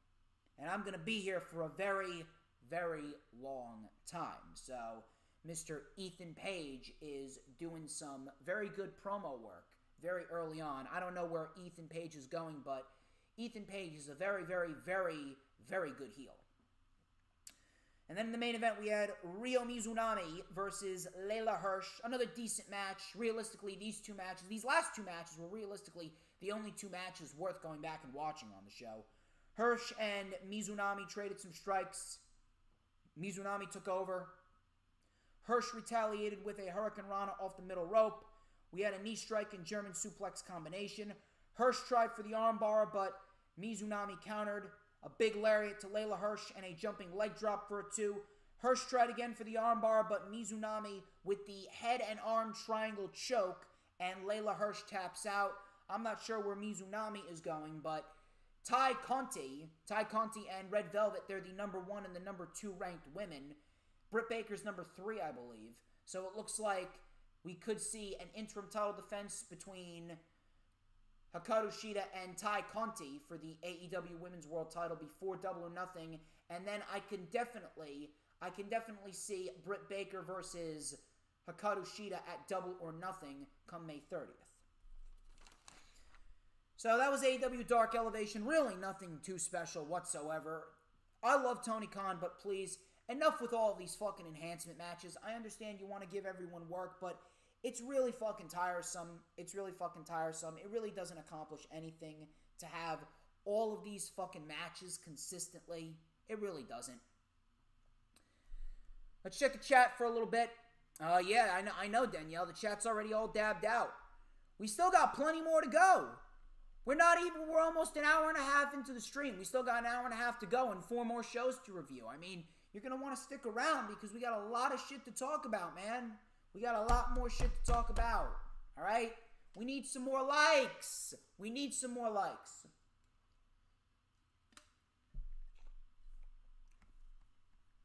So, why don't we get into AEW Dynamite? Let's talk about AEW Dynamite, which was a very, very good show. The best show of the week. Although it really wasn't anything special. It didn't really progress too many storylines. It really wasn't a blowaway show like last week's show was. But ultimately, it didn't need to be. Mainly because of the fact that we have some time before Double or Nothing. So, ultimately, AEW right now, it's kind of in a little bit of a limbo stage. It's not necessarily a stage where we're getting bad shows, but it's not a stage where shows are going to be overbearing. But we did get a couple decent matches. We did get some very good promos. It was a very good wrestling episode and a very good promo episode of AEW Dynamite, but ultimately it really wasn't anything that you're going to go back, rewatch, and be like, oh my god, this was amazing. It really wasn't a blowaway show, but again, it didn't really need to be. I have a feeling that Tony Khan's kind of waiting. He's kind of waiting until after WrestleMania. He's kind of waiting until after WrestleMania to really pick up steam, because after WrestleMania, I do believe that we're going to start to see the build between Kingston and Omega. We're going to see Kingston and Omega fight for the world title at Double or Nothing. We're going to see Chris Jericho and the Inner Circle make a return, and we're going to see Chris Jericho and the Inner Circle go up against the Pinnacle at Double or Nothing for Blood and Guts. Then we're going to see Britt Baker start to gain some more wins, especially after the promo that she cut here. Britt Baker, undoubtedly, if she's not the next women's champion, Tony Khan's doing something wrong. We could possibly see the Young Bucks and the Good Brothers get built up. Pac's going to come back. We're going to see Pac and Rey Fenix take on the Young Bucks for the AEW World Tag Team titles. It's going to be a very, very interesting scenario to see what they do after WrestleMania, but right now we're kind of just in a little bit of a limbo stage, if you know what I mean. But this wasn't a bad show whatsoever. We actually got a very good show, wrestling-wise. We kicked off the show with Matt Sydal versus Kenny Omega in a world title eliminator match. Sydal with a twisting standing senton on Omega for a 2. Omega turned over and he clotheslined Sydal inside out. Sydal sold the shit out of this clothesline. Sydal with a Frankensteiner off the middle rope, followed up by a Fisherman Buster for a 2. We had a Snapdragon suplex by Omega and a cross-legged Brain Buster right down to the knee for Omega. That got a 2. Sydal with a roundhouse kick, and then he hit Lightning Spiral, but Omega was able to kick out. Omega then regained control and hit a very nice buckle bomb, a power bomb, and then a V-trigger, but Sydal still stayed alive. Omega then caught a reverse Rana. Sydal spiked him right on the top of his head. Sydal then went for Air Sydal, but Kenny stopped him. Omega with another V-trigger. Sydal was in the clutches of Omega. Omega was going for the one-winged angel, but Sydal rolled up Omega for the nearest of near falls. I could have sworn that Sydal would have won the match right then and there. I thought Sydal was going to win right then and there, but Omega just barely fucking kicked out. Very, very, very nice near fall right there. We had another V-trigger and a one-winged angel, and Kenny Omega wins a very good professional wrestling match against Matt Sydal. Probably Matt Sydal's best match in AEW to date. No shit. It's with Kenny Omega. Kenny Omega is the grand standard for pro wrestling matches in this era, whether you want to admit it or not. Adam Hangman Page took on Cesar Bononi. Really nothing too special here. This was a very standard showcase match for Adam Hangman Page. It was merely just a reminder to let you know that Page is here. Page is still winning. Page won with the buckshot lariat. I don't know about you, but it seems as though Page is directionless. I'm not sure if you guys feel that way, but he just kind of seems directionless. I'm not sure if that really means anything, but I don't know. I don't really know where Page is going to go as far as Double or Nothing goes, but I really do hope that they actually have something planned for him, because I would actually like to see Adam Hangman Page in one more interesting storyline, a rather intriguing storyline before he eventually fights Omega for the world title. You know what I mean? Lance Archer cut a promo in the back, very good promo, saying that Sting's time should be his time, and sooner or later it will be time for justice. Very, very interesting. So it looks like Lance Archer is going to be targeting Sting and not Darby Allin. So it looks like Pac could still be the guy to take the TNT title off of Darby Allin. It's going to be a very, very interesting scenario to see what happens with Darby Allin and Sting going into AEW Double or Nothing. But it looks like Lance Archer could be targeting Sting. That I do not mind. Matter of fact, I think that would be a great way to get Lance Archer over. I think that would be a very intriguing program. Lance Archer, he's fucking great at what he does. He's a great promo. He's a great fucking wrestler. I think Lance Archer is going to do great work with Sting. I'm very, very intrigued to see where that goes. So Britt Baker came out next. She was interviewed by Tony Schiavone, and this was an excellent fucking promo by Britt Baker. Britt Baker, fucking fantastic heel work by this woman. Baker goes, "You are all as dumb, delusional, and disrespectful as Thunder Rosa. You got to be a part of history that I wrote with my own blood. And you have the audacity to say you put the women on the map, of course talking about Thunder Rosa. Why is everybody talking about me? Britt Baker then called out Mick Foley for giving her praise, and she actually said that it took you 20 years to become a hardcore legend. I became a hardcore legend in one night. And then she said, Tony Khan, you've been signing all of these legends, all of these has-beens, but meanwhile you have a legend right under her nose. She also said that AEW, they're the secondary letters in pro wrestling. Secondary letters right behind DMD. Excellent promo by Britt Baker. Again, like I've stated, if Britt Baker is not the next Women's World Champion, Tony Khan is absolutely fucking doing something wrong. We had the Pinnacle, FTR and Shawn Spears versus Dante Martin and the Varsity Blondes. Babyfaces were in control early before the Pinnacle took over. Very, very standard six-man tag, really nothing too special. Shawn Spears got the win for his team with the C4 on Dante Martin for the win. Tony Schiavone then entered the ring. Cash Wheeler took the mic and he said, "The Pinnacle is family, and I will die for every single one of them."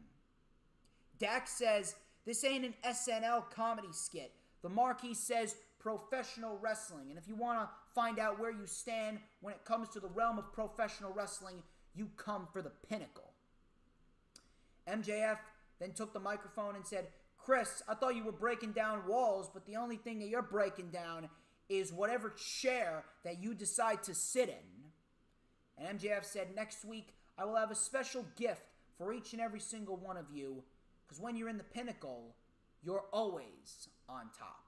So interesting to see what this gift is. I feel as though right now with the Pinnacle, they're kind of just biding their time with the Pinnacle, and they're kind of just waiting.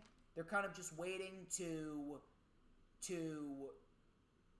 see how long it's going to take before people start really missing the Inner Circle. They're kind of just doing what they usually do with the Pinnacle, getting them over, having them cut promos, having them compete in matches, and they're doing what they do just to hype them up until the Inner Circle eventually comes back, and then we're going to be building towards Double or Nothing, Pinnacle and Inner Circle, Blood and Guts. Team Taz was interviewed, and Taz says Brian Cage actually issued an apology to Ricky Starks, and Brian Cage apologized to every member of Team Taz for praising Sting. Brian Cage was clearly bothered. Brian Cage was clearly bothered. His facial expressions really told the story. So at the end of the day, we could be looking at Brian Cage potentially splitting away from Team Taz. Now, I'm not sure what that means for the FTW Championship, but it's going to be a very, very intriguing scenario for Team Taz. So, QT Marshall was interviewed about his recent change in attitude. And QT Marshall, he said, I am Cody's friend, but it can be frustrating. How many times have I heard that, oh my God, you get Cody's coffee and all that? He said that next week we'll have an exhibition. Cody came out in a sling, and he said, my heart is not into this, but you can have your exhibition match and Arn Anderson will be the referee. Cody says, I'm not going to hurt you. In this industry filled with acquaintances, you have become a friend, and you can have your exhibition.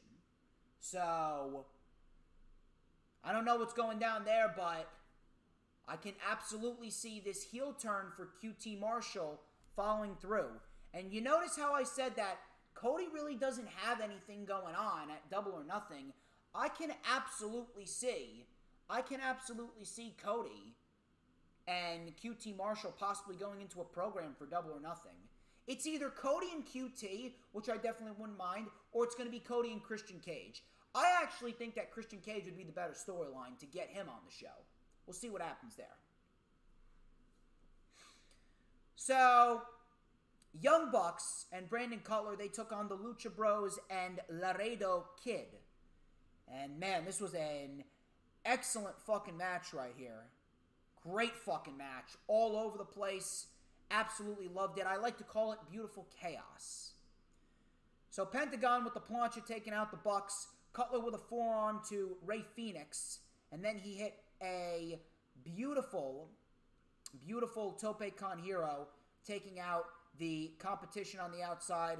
And then we had a springboard moonsault by Laredo Kid to Matt and Cutler. The Bucks took over before Phoenix and Penta hit double super kicks. Laredo Kid with the head scissor takedown to Nick. Pentagon with the double stomp. Phoenix with the swanton bomb, but Cutler and Matt broke up the pinfall. Nick and Phoenix then traded kicks. Nick Jackson with lariat turning Phoenix inside out. Matt with a Northern Lights suplex combination to Laredo Kid and Penta. Cutler and the Bucks with some double team action on Laredo Kid. The Bucks then took out Penta. We had an assisted Indy Taker. Nick Jackson with a plancha taking out Penta. We had a DDT to Phoenix on the apron. And throughout all this chaos, amongst all this chaos, Laredo Kid hit a beautiful Spanish fly on Brandon Cutler for the 1-2-3. Great fucking match. Laredo Kid is doing some great shit. He is great. Kenny Omega then came out to attack the Laredo Kid after the match. And then Omega took the mic. Omega took the mic and he said, "I'm having vivid flashbacks of what happened. I remember we all had a choice 3 years ago. I chose AEW, but I never chose that. You think I chose that, but I never did. I chose the Young Bucks to make this the best pro wrestling promotion on the planet. And you chose Brandon Cutler. You never chose me back.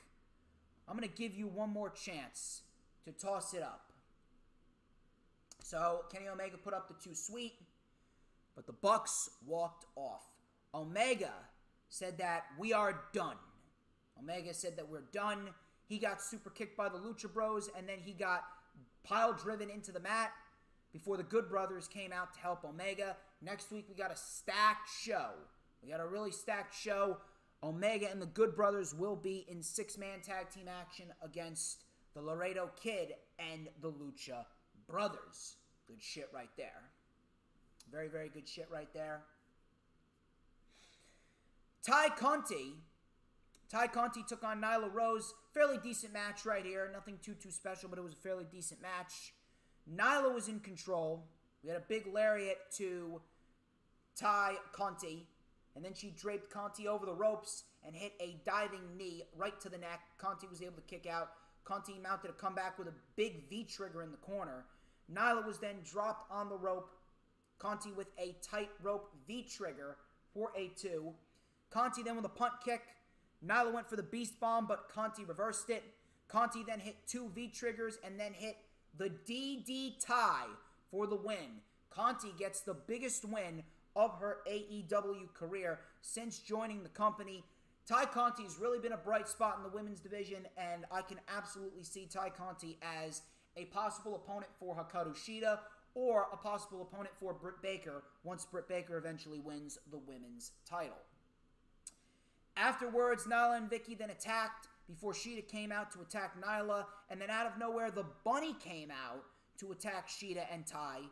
Hardy said that his clients were overlooked for far too long, and that ends now. So it looks like the Bunny is looking to gain some television time. Next week, we got Shida and Conti taking on the Bunny and Nyla Rose. We got Miro and Kip Sabian versus Taylor and Cassidy in Arcade Anarchy. That should be great.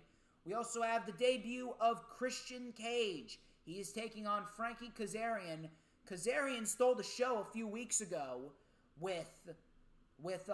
not a few weeks ago, a few months ago with Adam Hangman Page. I can absolutely see him doing the same thing.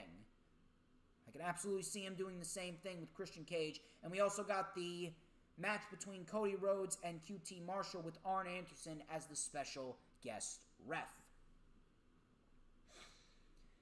Afterwards, we had Darby Allin versus John Silver. This was for the TNT Championship. Silver with a Cesaro-like uppercut to begin the match. Absolutely fucking decapitated Darby Allin. Darby Allin then caught a running knee and a brainbuster by Silver. Darby Allin was able to kick out. Silver looked great. Silver looked absolutely great in this. I'm not sure if you guys are aware, but Silver is a fantastic pro wrestler. So Darby was able to recover. Darby hit a nice suicide dive. He took out Alan Angels before Sting came out to even the odds. He was watching over the Dark Order. Silver then reversed the stunner into the Queen Slayer. Tribute to Anna Jay right there. Anna was smiling. We had Silver with a leaping DDT, spiking Darby Allin on his fucking head. Very close 2 count. Allin and Silver then traded strikes back and forth. Silver with a roll-up for a close 2 count. We had a springboard coffin drop to John Silver. Silver then with a punt kick. Darby Allin then dropped Silver. Coffin drop on the floor to the Dark Order. Allin went up to the top, but Allin was cut off on the top rope. Allin then caught a spin doctor from the top rope. Looked fucking beautiful. Allin got covered, but Allin was able to get his foot on the rope. Allin then hit the code red. Very deep cover on John Silver for the win. Great match between John Silver and Darby Allin. Darby Allin is doing that TNT title very, very well. John Silver looked fucking great. I think that this is doing some really, really, really, really, really good shit for the TNT title. It's doing some good shit for the Dark Order. Great shit for Darby Allin and great shit for John Silver. You can tell that they love John Silver and they're a big fan of John Silver. Very, very happy that John Silver is continuing to get these types of opportunities. Afterwards, we had a big brawl between the Dark Order and Matt Hardy and his little family. Afterwards, we had Ty Conti and Nyla Rose come out, blah, blah, blah, with the bunny.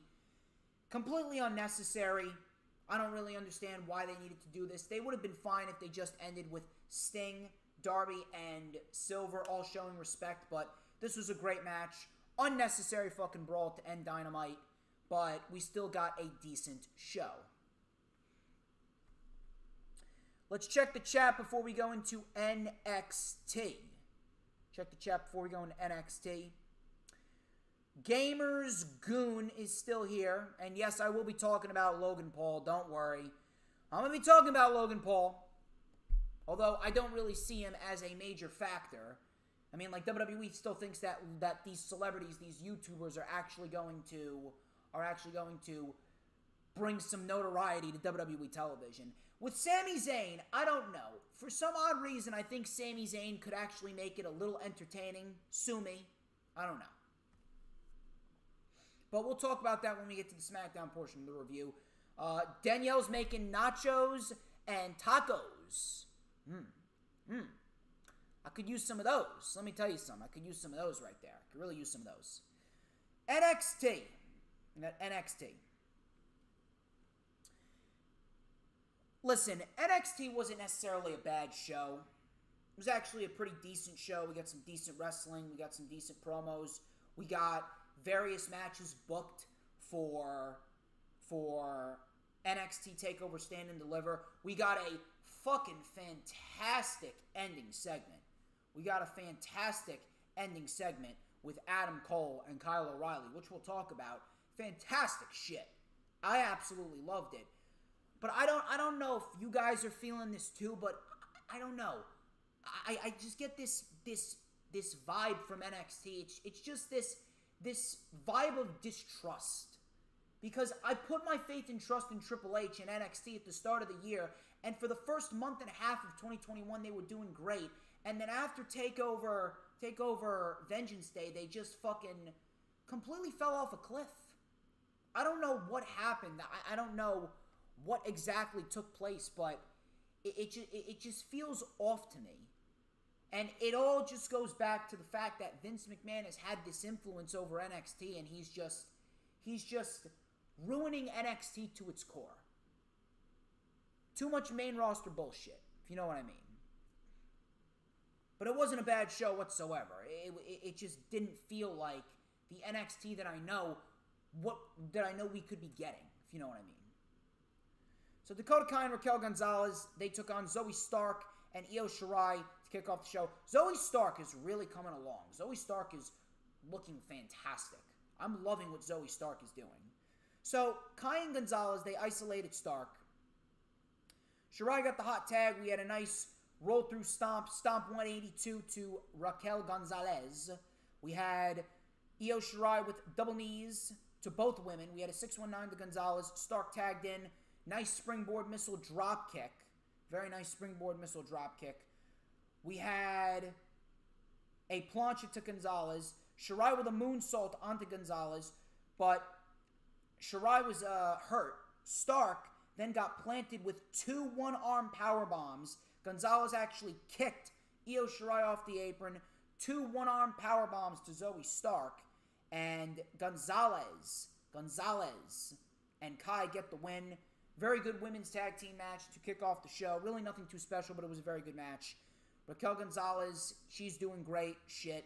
Zoe Stark has really come a long way. Zoe Stark, I'm not sure where she came from, but Zoe Stark has really come into her own. I'm really liking what Zoe Stark is doing. Afterwards, Gonzalez was then like obsessed with Io Shirai. She took Io Shirai and delivered a one-armed powerbomb to Shirai on the table before standing tall. And I think that these two women are going to put on a great match at TakeOver Stand and Deliver on night 1. So, Roderick Strong actually approached Kyle O'Reilly in the back, and he says, after everything Adam has done, we need to go out there and kick his ass. O'Reilly says, Roddy, I appreciate that, but this is between me and him. And Roddy goes, you know what? Both of you can go to hell. Interesting. Very, very interesting. I don't know what's going to happen there. I'm not sure if we could be looking at a Roderick Strong Adam Cole feud or Roderick Strong Kyle O'Reilly feud. Matter of fact, I actually wouldn't mind if we see Kyle O'Reilly versus Roderick Strong for the NXT title, possibly at the next TakeOver after Stand and Deliver. I actually would not mind that. I think that would actually be a great match. I think that would be an excellent showcase because, realistically speaking, Adam Cole's main roster bound. If he's not going up to the main roster after NXT TakeOver Stand and Deliver, I'd be shocked. Because Raw is in serious need of help. And Adam Cole, he is that help. Although I don't have faith and trust in them, Adam Cole is definitely that help that the main roster needs. We then had Bronson Reed versus LA Knight. And I did not understand this whatsoever. I thought that this was going to be a match that they were going to save for TakeOver to get LA Knight on a TakeOver, but Bronson Reed ended up winning. Bronson Reed beat LA Knight clean.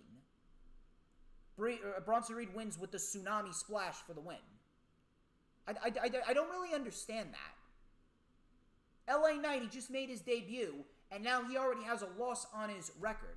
This was some Monday Night Raw SmackDown Live bullshit right here. This was some main roster booking. Why should anyone care about LA Knight now? Not that I really gave a shit about LA Knight to begin with, because they haven't really given us any reason to. I mean, 2 matches and you want us to care about LA Knight? No. It's going to take a while for us to care about LA Knight. But why should we even give a shit about LA Knight now? Because he already has a loss on his resume. Now he's just like everybody else. Now he feels human.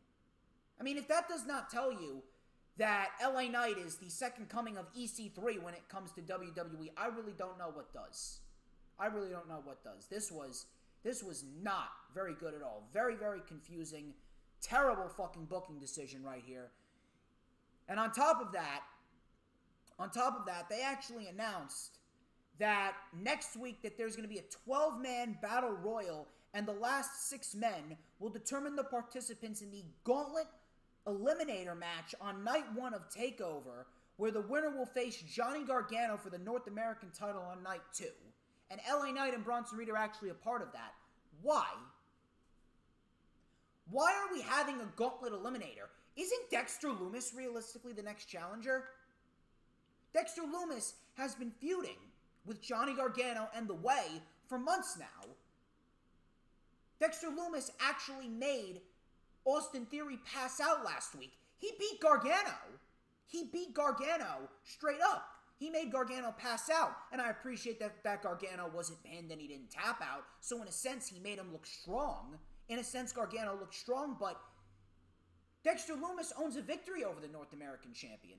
Isn't the match for the North American title, shouldn't it be Dexter Lumis and Johnny Gargano? I don't fucking get it. So what happens when Lumis wins this match? If Lumis wins this match, then that should have been the match from the very beginning. If Lumis doesn't win this match, what was the fucking point of having him in a storyline with Johnny Gargano and The Way in the first place? Dexter Lumis should have been the number one contender. This is again, WWE main roster-like booking. I don't know what they're doing, but in no way, shape, or form was this Gauntlet Eliminator match necessary. And this is the fear that I had with a two-night takeover. Now you need to put shit on a takeover that realistically shouldn't even be on the takeover. I don't get it. I really don't get it. It was also announced earlier in the week that Danny Burch separated his shoulder.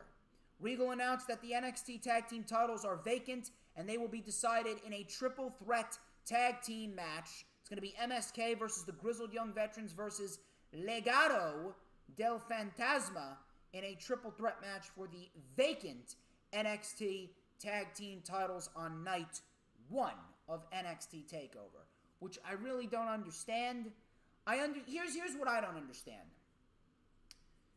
If you could not get the NXT title to be defended on WrestleMania, because clearly it's not being defended on WrestleMania, clearly, why didn't you just move the NXT deal to Tuesdays before WrestleMania to have a Tuesday night NXT before WrestleMania 37? Because all of these reports are saying that we're going to get NXT on Tuesdays following WrestleMania. Why didn't you just make NXT on Tuesdays a big deal before WrestleMania? You could have done a nice 4-match takeover. You could have done Cross and Balor, Adam Cole O'Reilly, Dexter Lumis, Johnny Gargano, and Raquel Gonzalez and Io Shirai. That would have been the 4-match lineup for NXT on Tuesdays before WrestleMania. Then you could have saved a takeover for after WrestleMania, and instead of a tournament, considering that I understand you didn't want to do a tournament because you just had 2 Dusty Rhodes Tag Team Classics, why didn't you do qualifying matches? Why didn't you do qualifying matches for a triple threat tag team match? You got Legado del Fantasma in there, you got Breezango, you got GYV, Timothy Thatcher and Tommaso Ciampa, makeshift tag team, but they're still technically a tag team. You got MSK, you got, who else you got in there? You got fucking Kushida and Leon Ruff if you wanted to revisit that tag team. You got The Way, you got Gargano in Theory, you could have done that. Either way, you could have had 3 qualifying matches to determine who was going to take over to face off for the NXT Tag Team the NXT Tag Team titles. I understand Grizzled Young Veterans and MSK, but why are Legado del Fantasma there? Just because they beat Grizzled Young Veterans? I don't get it. I really don't get it.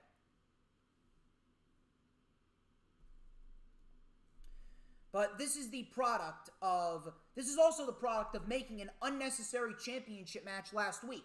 This could have all been avoided if you didn't do the unnecessary tag team title match between Cross and Balor and Oney Lorcan and Danny Burch. Oney Lorcan and Danny Burch would have gone into TakeOver to fight Grizzled Young Veterans and MSK. So I don't really understand that.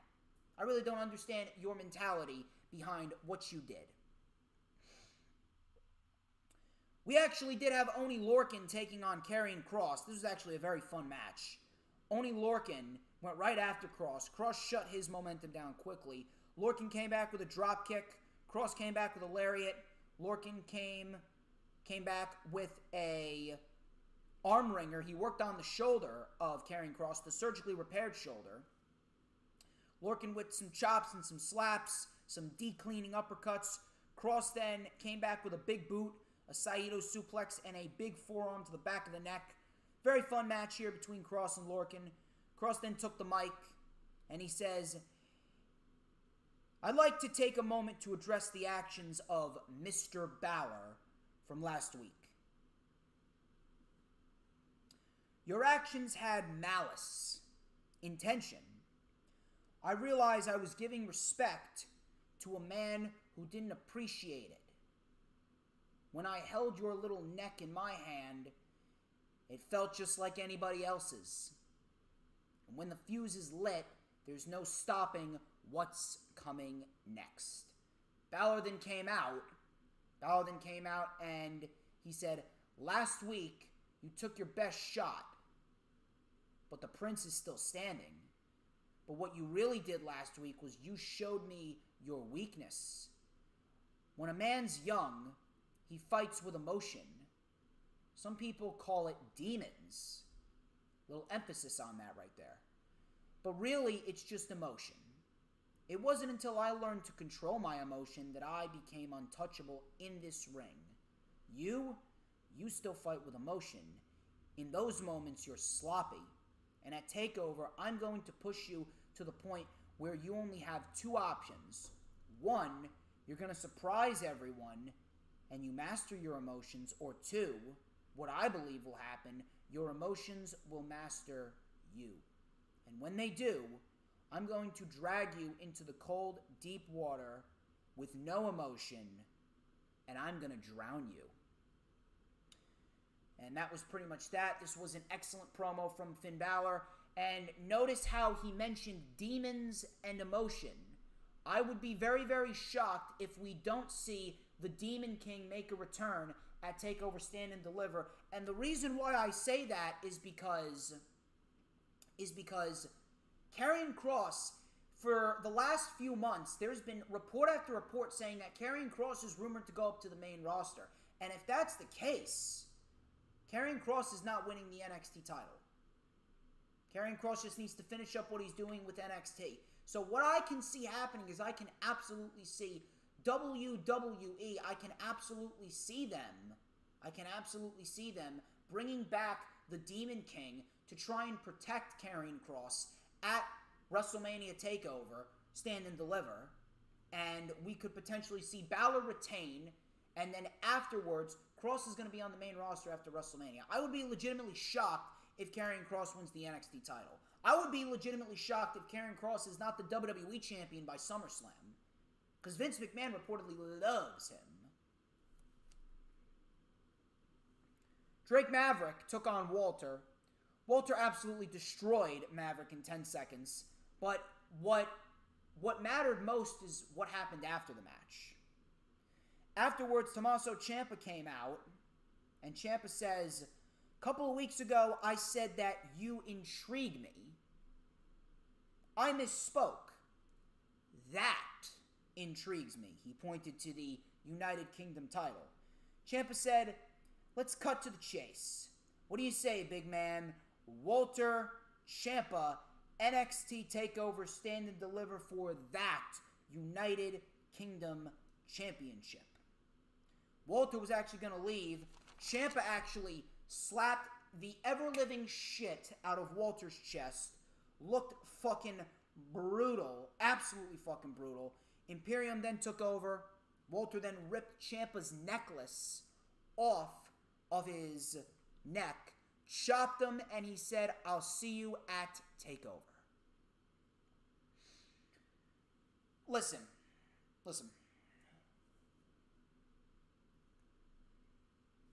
I am not going to sit here and tell you that this is not a TakeOver worthy match. I'm not, because it is. Ciampa and Walter is a TakeOver worthy match. Ciampa and Walter is a potential match of the year candidate. Ciampa and Walter is going to be a great match. Could very well be the fucking match of the show if WWE allows them to go out there and do what they do. Ciampa is one of, if not the greatest NXT superstar of all time. Walter, we all know how good Walter is. Walter is probably the biggest big man in the pro wrestling industry right now. He's great. And those guys are going to go out there and they're going to fucking tear the house down. It's going to be great. But here's what I want to ask. 2 questions. Number 1, what have they done to actually get you invested storyline-wise into this feud? What sense does this match make? And two, what has Ciampa done to earn a United Kingdom title opportunity? They have been up and down with Tommaso Ciampa. He's been winning a match, he's been losing a match. He's been winning a match, and he's been losing a match. There's no consistency with the booking of Tommaso Ciampa. Maybe if Ciampa was on a winning streak, if he was on like a 5, 6, 7 match winning streak, maybe I would understand that. I would understand why would they be doing Ciampa and Walter for the United Kingdom title. I would understand that Ciampa would be worthy of a title match because he's on a winning streak. I get that. But he's just been so inconsistent in terms of winning and losing since the start of the year. He's just in one single stationary position. And on top of that, what have Walter and Ciampa actually done to actually get you invested in TakeOver, Stand and Deliver and their match? What have they done to actually get you excited about the match other than, oh, it's Ciampa and Walter.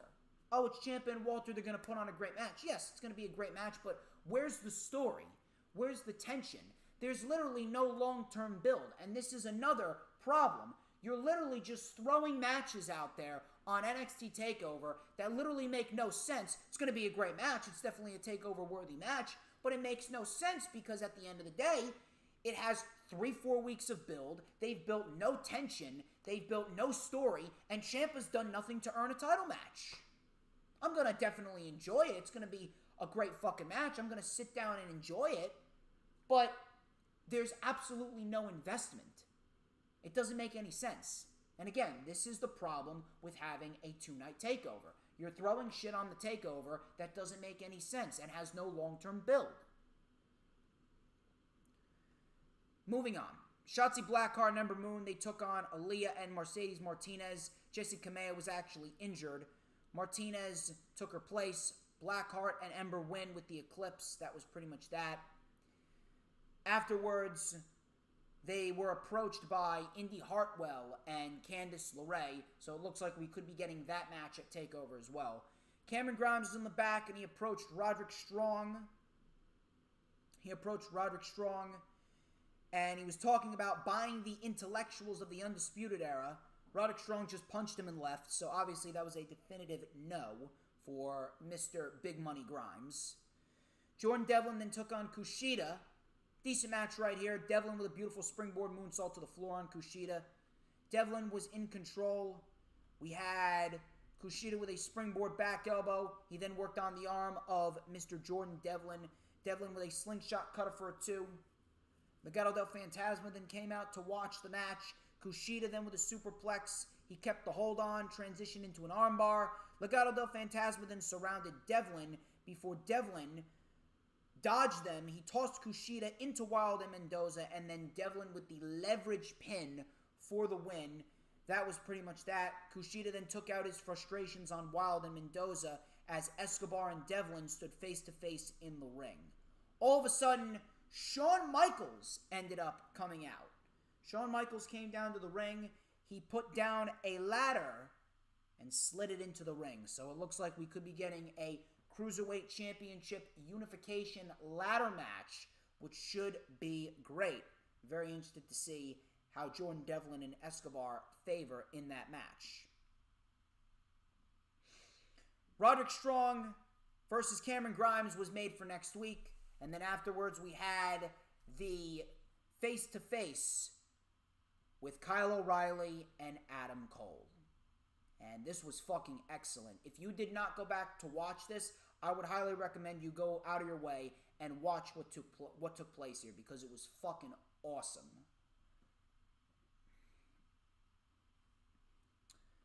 So Adam Cole, Kyle O'Reilly, they were sitting at a table. William Regal said, "The situation between you two has gotten completely out of control. You got the bloody police involved. What I have here is a solution. This is a contract for Kyle O'Reilly to face Adam Cole in the main event of NXT TakeOver. Or the co-main event of NXT TakeOver, Stand and Deliver. NXT will not be responsible for anything that happens." So Adam Cole took the mic. He says, "Regal, I'll tell you a little story. Imagine you're blind. But one day you wake up and you can see everything. We call that a revelation. And I had one. I realized I didn't need the Undisputed Era anymore. And you know who made me realize that? It was you, Kyle. I bought into this BS that maybe the Undisputed Era was about brotherhood.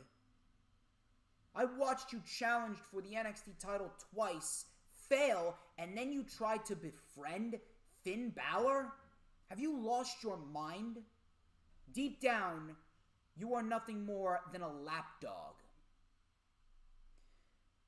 That's not Adam Cole. I will never sit on the sidelines. You lost sight of what the Undisputed Era was about. It was about being the best. Do you think I would have made it in WWE if I wasn't here for me?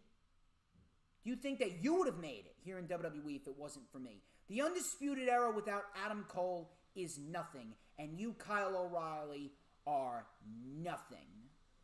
Everyone knows who wins except for the pathetic lapdog that's sitting across from this table. And that was Adam Cole's lines, and he signed the contract. And Kyle O'Reilly then took the microphone. Kyle O'Reilly took the microphone and he said, you know, we've known each other for a long time, or at least I thought we did. 4 hungry pitbulls determined to take a spot at the top of the card. We will forever have heat with the general manager. I grew up and I took some accountability for my actions. And since coming here, we all became professional wrestlers. We became better. We became better wrestlers. We became champions. Hell, we became stars. But only one of us became a better person, a better human being. Adam Cole is still the same selfish asshole that walked into this place 3.5 years ago. And I keep forcing myself to believe that the Undisputed Era meant nothing. But I won't do what is necessary to put you down for good. I sold my soul to the Undisputed Era, and I want it back.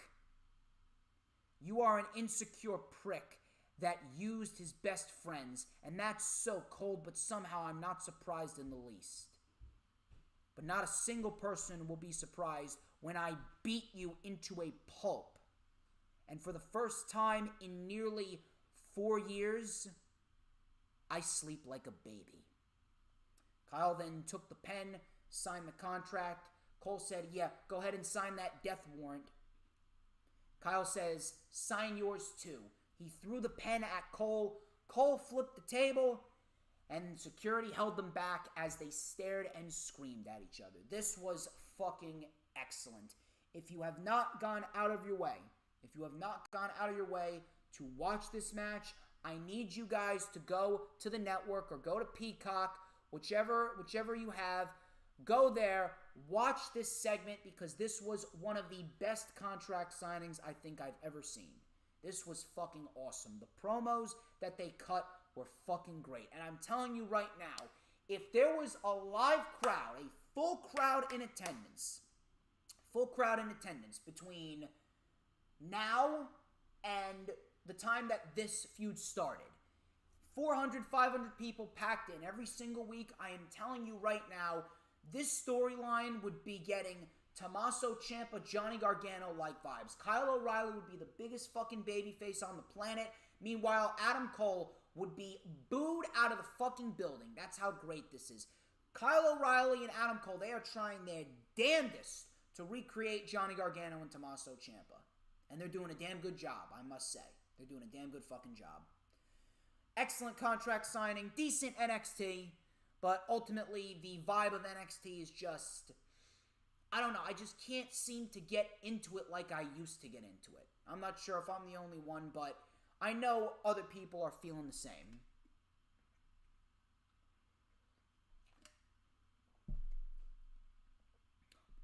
Now, let us check the chat one last time before we move on to NXT UK. Yeah, the chat's very quiet, Danielle. I don't know what's going on there, but thank you for sticking by. Thank you, Mr. Cool King, Mr. Rob Wells Jr. Thank you for sticking by. I greatly appreciate it. So far, we got 26 likes. I like that. 26 likes. If you guys could keep the likes coming, I would greatly appreciate it.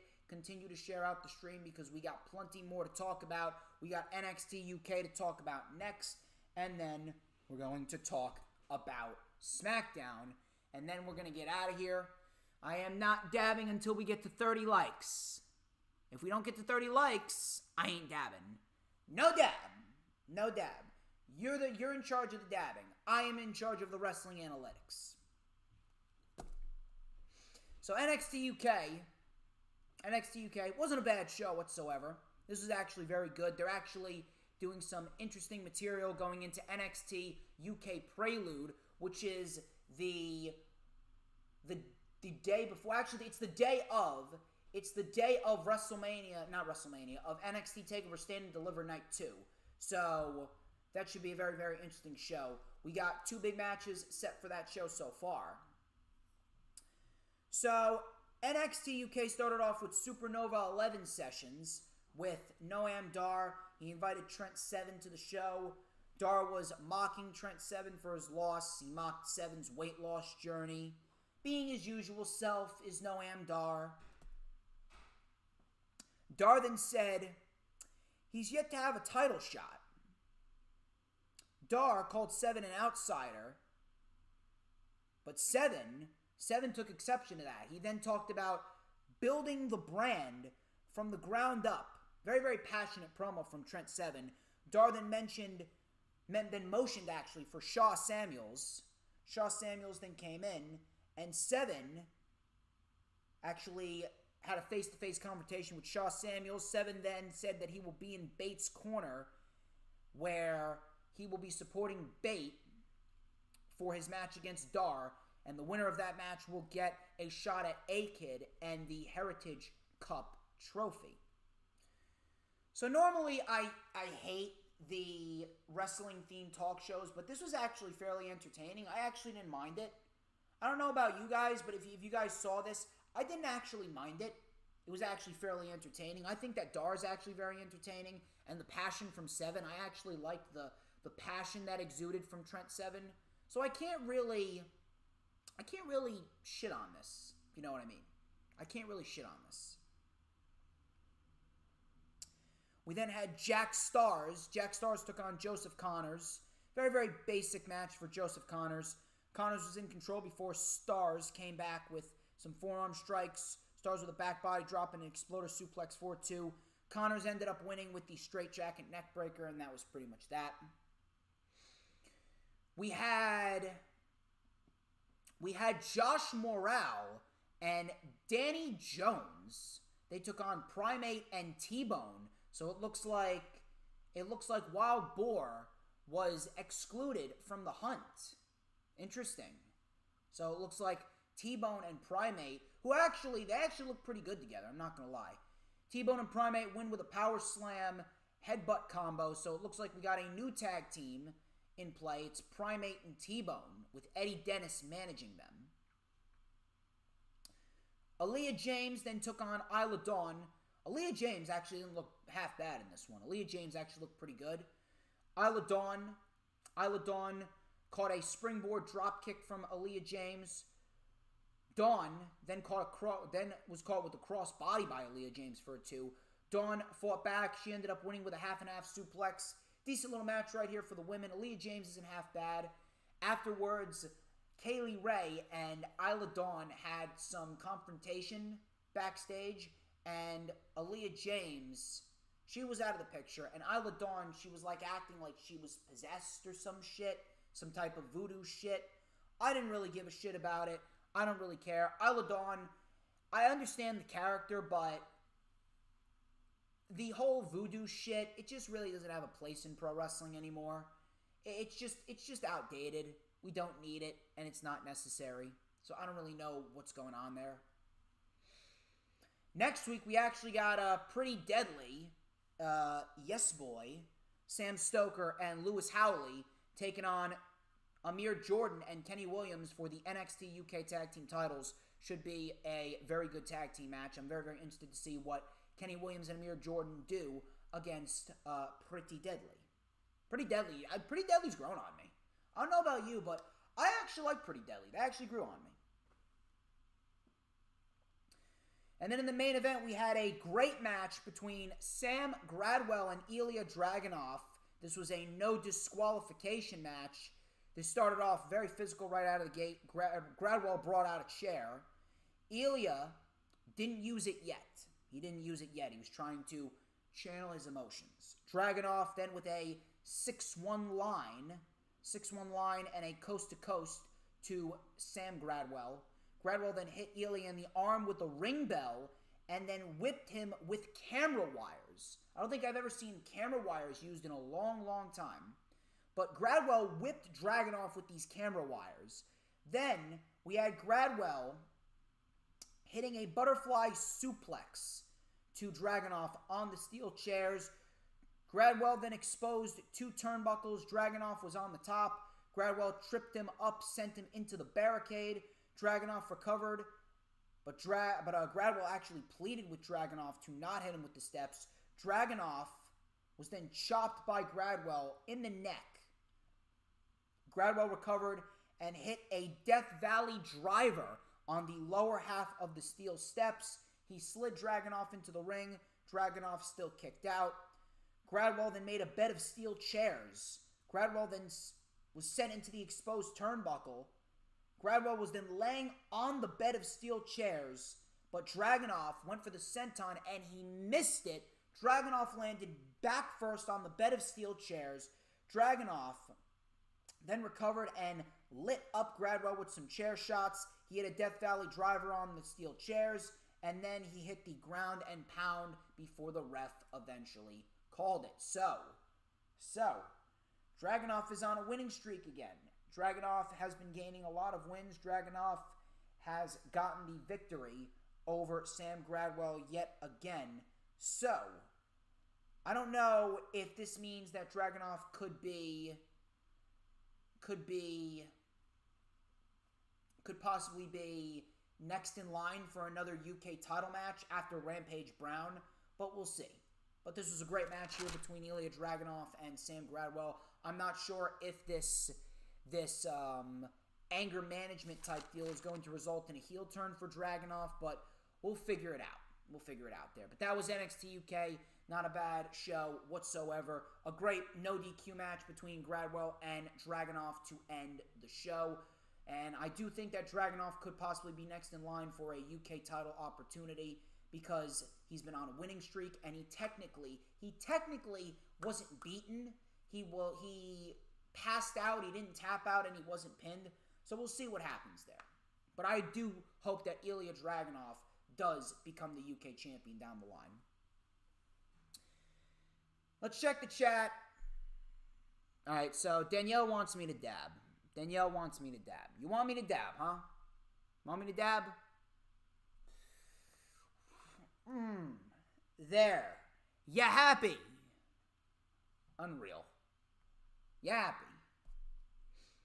You're welcome.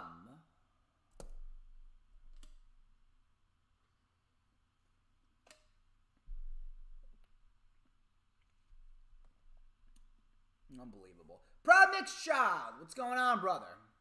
Proud Mixed Child. I was hoping that you would show up. How are you, my friend? Be sure to hit that like button if you haven't already done so. Oh my God, tell me about it. Tell me about it, Furious Nation. It is fucking ridiculous. I think that they are absolute fucking retards. Absolute fucking retards. But, you know, what can you do? What can you do? I'm unbelievable. Look at these trolls. Look at this shit.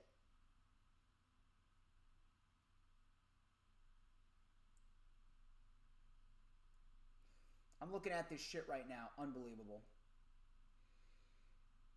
Cameron Johnson has a lot coming on the CNE podcast. Very, very interested to see what Cameron Johnson's doing there, but nevertheless,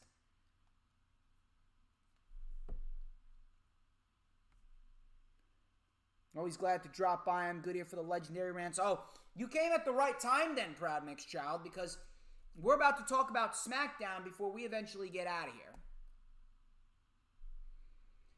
I don't know I don't know what they are doing. I don't know what they are doing with SmackDown, but let me tell you something. The show was very, very lackluster, very, very uneventful.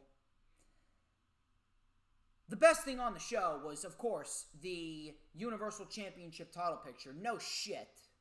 It involves Roman Reigns. We'll go over that. Daniel Bryan, he kicked off the show. He came out with a chair, and he says, everyone saw the truth. Everyone saw the reality. Nobody saw, and everyone saw Roman Reigns tap out. Good news, Roman Reigns is alive. And Roman Reigns tapped out to Daniel Bryan.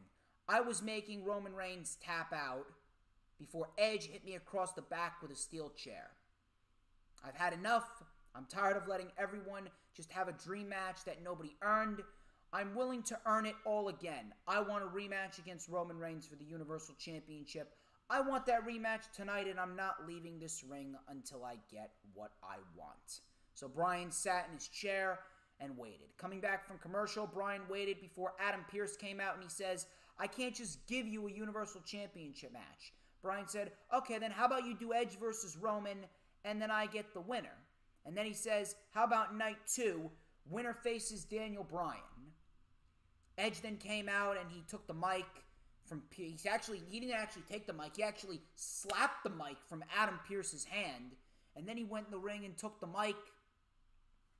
And he said, every match in here could be my last match, and you want to take that away? You don't deserve the match at WrestleMania, you son of a bitch.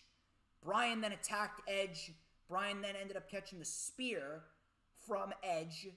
And then Edge wheeled a chair across Bryan's back and left Bryan holding his back in pain. This was an excellent segment right here, which would bleed into the main event segment, which would involve Roman, Bryan, and Edge all over again. Roman Reigns then actually sent Jey Uso and Paul Heyman to find Adam Pearce. So that would be a storyline that would continue throughout the rest of the night. We had Seth Rollins versus Shinsuke Nakamura. Again, rematch from Fast Lane. Very good match, but, I mean, come on. You couldn't have done Rollins and Murphy to get Buddy Murphy on the fucking show? I don't really understand. You really couldn't have gotten Buddy Murphy on the show. You really couldn't have gotten Aleister Black on the fucking show. I don't know. You could have done something other than what we saw at Fastlane. Very good match, though. Not as good as their match at Fastlane, but still a very good match. Probably the best thing on the show from an in-ring perspective. So Nakamura kept the aggression on Rollins. He was in control. Rollins then was in control coming back from commercial. Nakamura came back with a nice drop kick to the face.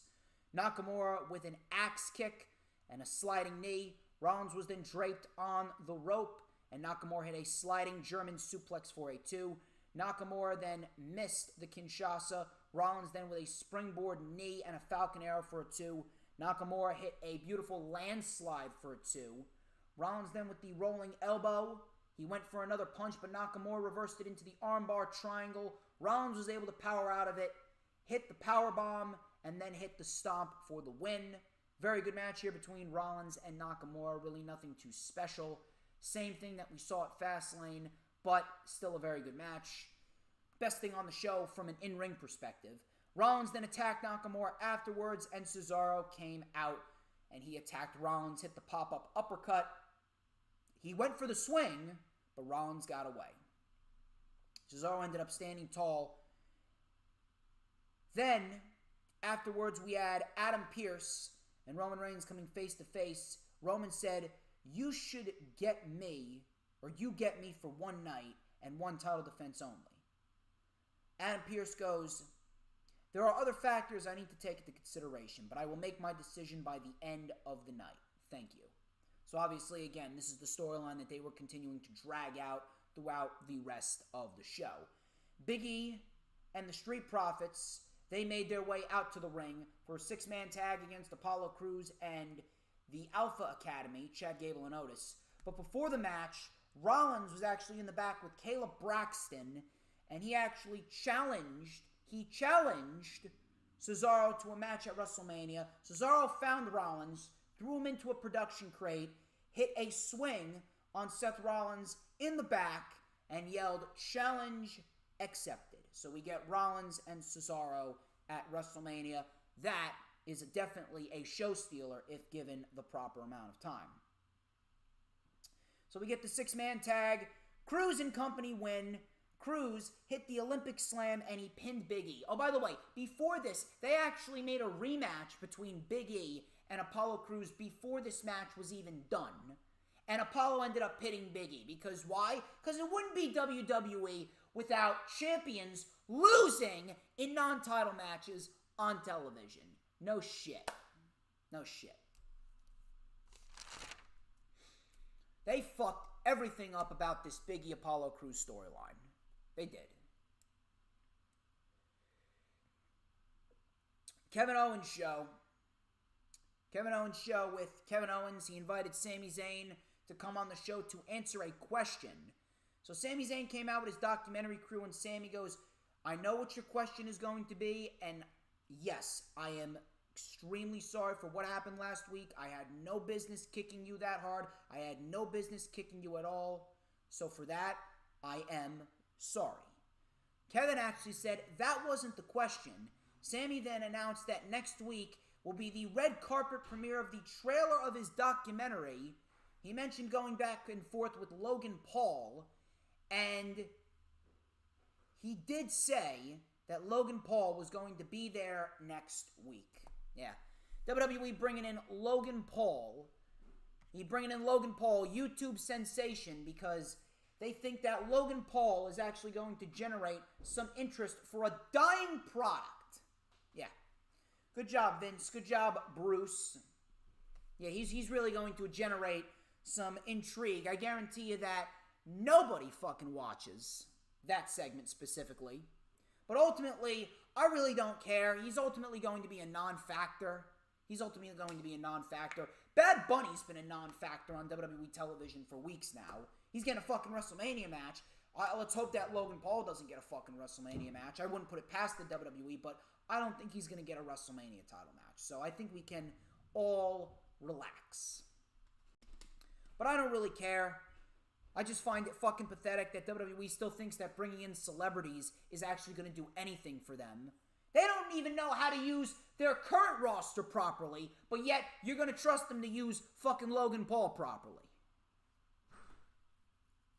The only redeeming quality about Logan Paul is the fact that he could possibly take a stunner from Kevin Owens, which I hope he does. So Owens goes, "I don't care about your documentary. I don't care about your apologies. I don't care about Logan Paul. And neither do we, Kevin. I allowed you to stand here for this long because I wanted you to answer this question. You, me, WrestleMania, yes or no?" Sami Zayn goes, "Fine, yes. Are you happy?" Owens goes, "Yes. And now that I have that answer, I am going to beat you senseless." So Owens ended up hitting a stunner on Zayn, and that was the win. Sami Zayn and this conspiracy theorist act, it's fucking old, it's fucking tiresome, it's fucking annoying. I don't give a shit about it. And it's quite frankly making Sami Zayn look like a fucking loser. And it really does go to show you what WWE perceives Sami Zayn to be. They perceive him as a fucking loser. They perceive him as an absolute fucking loser. Nobody gives a shit. I don't give a shit, but there is a redeeming aspect. We could end up getting KO and Sami putting on a very good match at WrestleMania, so we'll see what happens there. Bianca Belair, she took on Natalya. Decent match. I didn't really give a shit, but it wasn't a terrible match. Sasha came out in the middle of the match. Tamina super kicked Belair behind the ref's back. Sasha ended up getting slapped by Bianca. Bianca Belair hit the KOD on Natalya to win, and then Sasha hit a backstabber to Belair. And apparently, now you're starting to build tension between Bianca and Sasha. Where was this 7 weeks ago? Where was this 7 weeks ago? Why are we just seeing this now? Why didn't you start building tension between Sasha and Bianca? Why didn't you make it about being the best? Why didn't you make it about the SmackDown Women's Championship immediately following the Royal Rumble? What the fuck was the delay? Now you expect. Now you expect us to care about it. Why should we care about any tension being built between Sasha and Bianca now when you have just only started to care about it 3 weeks before the actual show? You're not going to sell people on Sasha and Bianca 3 weeks before the show. You should have started building immediately after the Rumble went off the air. Immediately. And some people are actually saying that Bianca Belair shouldn't even come out victorious. And Sasha Banks should come out victorious and she should continue her reign going into the spring and summer. I understand your concerns there. Don't get me wrong. I understand your concerns. I get it. I understand. And I would definitely not be opposed. I definitely would not be opposed to WWE telling a long-term story with Bianca going into SummerSlam, rebuilding her, and then giving her the title at SummerSlam. But here's a question that I want to put forth. Do you trust the WWE to do that? WWE don't know the fucking meaning of long-term storytelling. I guarantee you they look at Bianca Belair the same way that they look at Andrade and Keith Lee and on Angel Garza and fucking Otis. They're all these flavors of the month. They have fun pushing them for a little bit, but then after a certain point in time, they get bored of them. How long before WWE gets bored of Bianca Belair? Matter of fact, I'm still shocked that they actually gave Bianca the Rumble to begin with. I'm actually still shocked that they gave Bianca the Rumble to begin with. But you gave her the Rumble. Now you need to follow through. I don't give a shit how bad the build has been. If Bianca Belair does not win the title at WrestleMania, WWE is never going to put the title on her. I understand your concerns with Sasha, and I understand your concerns with this feud.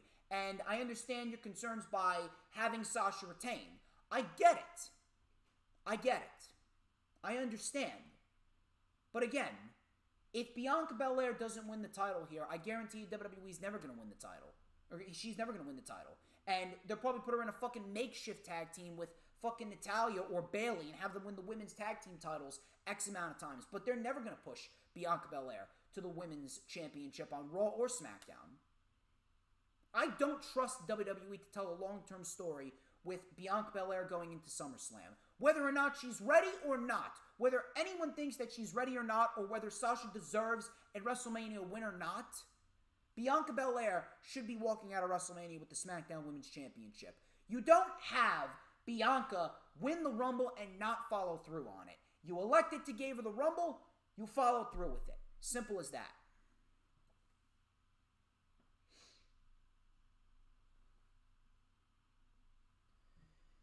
Edge went into Roman's locker room and he said, Bryan is trying to steal our spotlight. If you got the stroke, it's time to use it because if Bryan is involved, I can beat him for the title. Think about that. So, Edge and Roman now conspiring together. Interesting. Rey Mysterio took on Dolph Ziggler. Decent match right here. I didn't give a shit. Dolph caught Rey and he powerbombed him over the barricade. He then delivered a super kick to Dominic. Rey Mysterio mounted a comeback with a seated senton and a roundhouse kick to Ziggler for a 2. Ziggler with a face buster and a famouser for a 2. So Rey went for the 619, but Rude stepped right in front of him. Dominic took out Rude. Mysterio then drop-kicked Rude out of the ring. Well, Rude took out Dominic, and then Mysterio drop-kicked Rude out of the ring. Dolph then hit a zigzag as Rey went for a springboard. Very nice counter by Dolph. But Rey was able to kick out. Dolph Ziggler then Dolph Ziggler was going for a super kick. Rey reversed it, hit the 619 and a springboard splash for the win. So it looks like we're headed towards a multi-man tag team matchup at WrestleMania. Decent match here between Rey and Ziggler, but who cares? And then we had Adam Pearce coming out to make his decision regarding the Universal title. Roman Reigns, Uso, and Heyman came out first. Edge then came out next. Bryan's music hit, and he came out very, very determined, very, very serious. Pierce says, everyone here makes sense. Pierce says, my decision is as follows. At WrestleMania for the Universal Championship, the three of you will compete in a triple threat match. Bryan then struck Edge. Roman went after Bryan. Uso then brought in a chair. Edge speared Roman. Edge speared Uso. Edge then wailed a chair on Bryan and Roman. Edge was going for double concertos before Jay attacked, but then Jay got caught with a chair. Roman then escaped. Edge then wailed a chair on WWE officials, and then he sat the chair down and stood right into the camera as the show went off the air. And that was SmackDown for you. Very, very uneventful outside of the Universal Championship title picture. And without Roman, SmackDown would be just as bad as Raw. But that wraps up this edition of the Lightning Flash update. I would like to thank each and every single one of you who tuned into this video. I greatly appreciate every single one of you. Like, comment, subscribe. Check out all the links in the description if you missed it. Couple of announcements. Next Friday, it's your boy's birthday. I will be turning 22. I will be 22 years of age, 22 years of perseverance and fight that I have put forth throughout this life that we live. 22 years I will become, and on top of that, on my birthday, on April 2nd, at 2:30 p.m. Eastern Time, we're going to be celebrating my birthday the right way, right here, because TM161 will be joining me. Yes, TM161 will be joining me for the rundown for NXT TakeOver Stand and Deliver. You are not going to want to miss it. NXT TakeOver Stand and Deliver rundown, TM161 on April 2nd at 2:30 p.m. Eastern Time. Set your calendar dates. You are going to want to be there, ladies and gentlemen. There will be no Lightning Flash update on April 3rd, and there's not going to be a Lightning Flash update on April 10th either. No rewind for TakeOver Stand and Deliver. I will be down the shore from April 3rd to April 9th. But. I will be live on April 10th, 1 p.m. Eastern Time, because for the very first time ever, my guest is going to be El Indico Unchita. If you guys do not know who he is, you can follow him on Twitter at El Indicud. L_INDICUD. El Indicud. L_Indicud. Follow him on Twitter. He will be my guest for the very first ever live rundown. That is right. I will go live for the rundown right here on April 10th, just hours before WrestleMania. I will go live right here on April 10th for the rundown for WrestleMania with El Indico Unchita. And then, of course, we got the rewind for WrestleMania Night 1 and Night 2. Don't miss that. But, ladies and gentlemen, I'm DJ Storms, and this has been the Lightning Flash update. I will catch you next week for the rundown for NXT TakeOver Stand and Deliver with TM161. Peace out.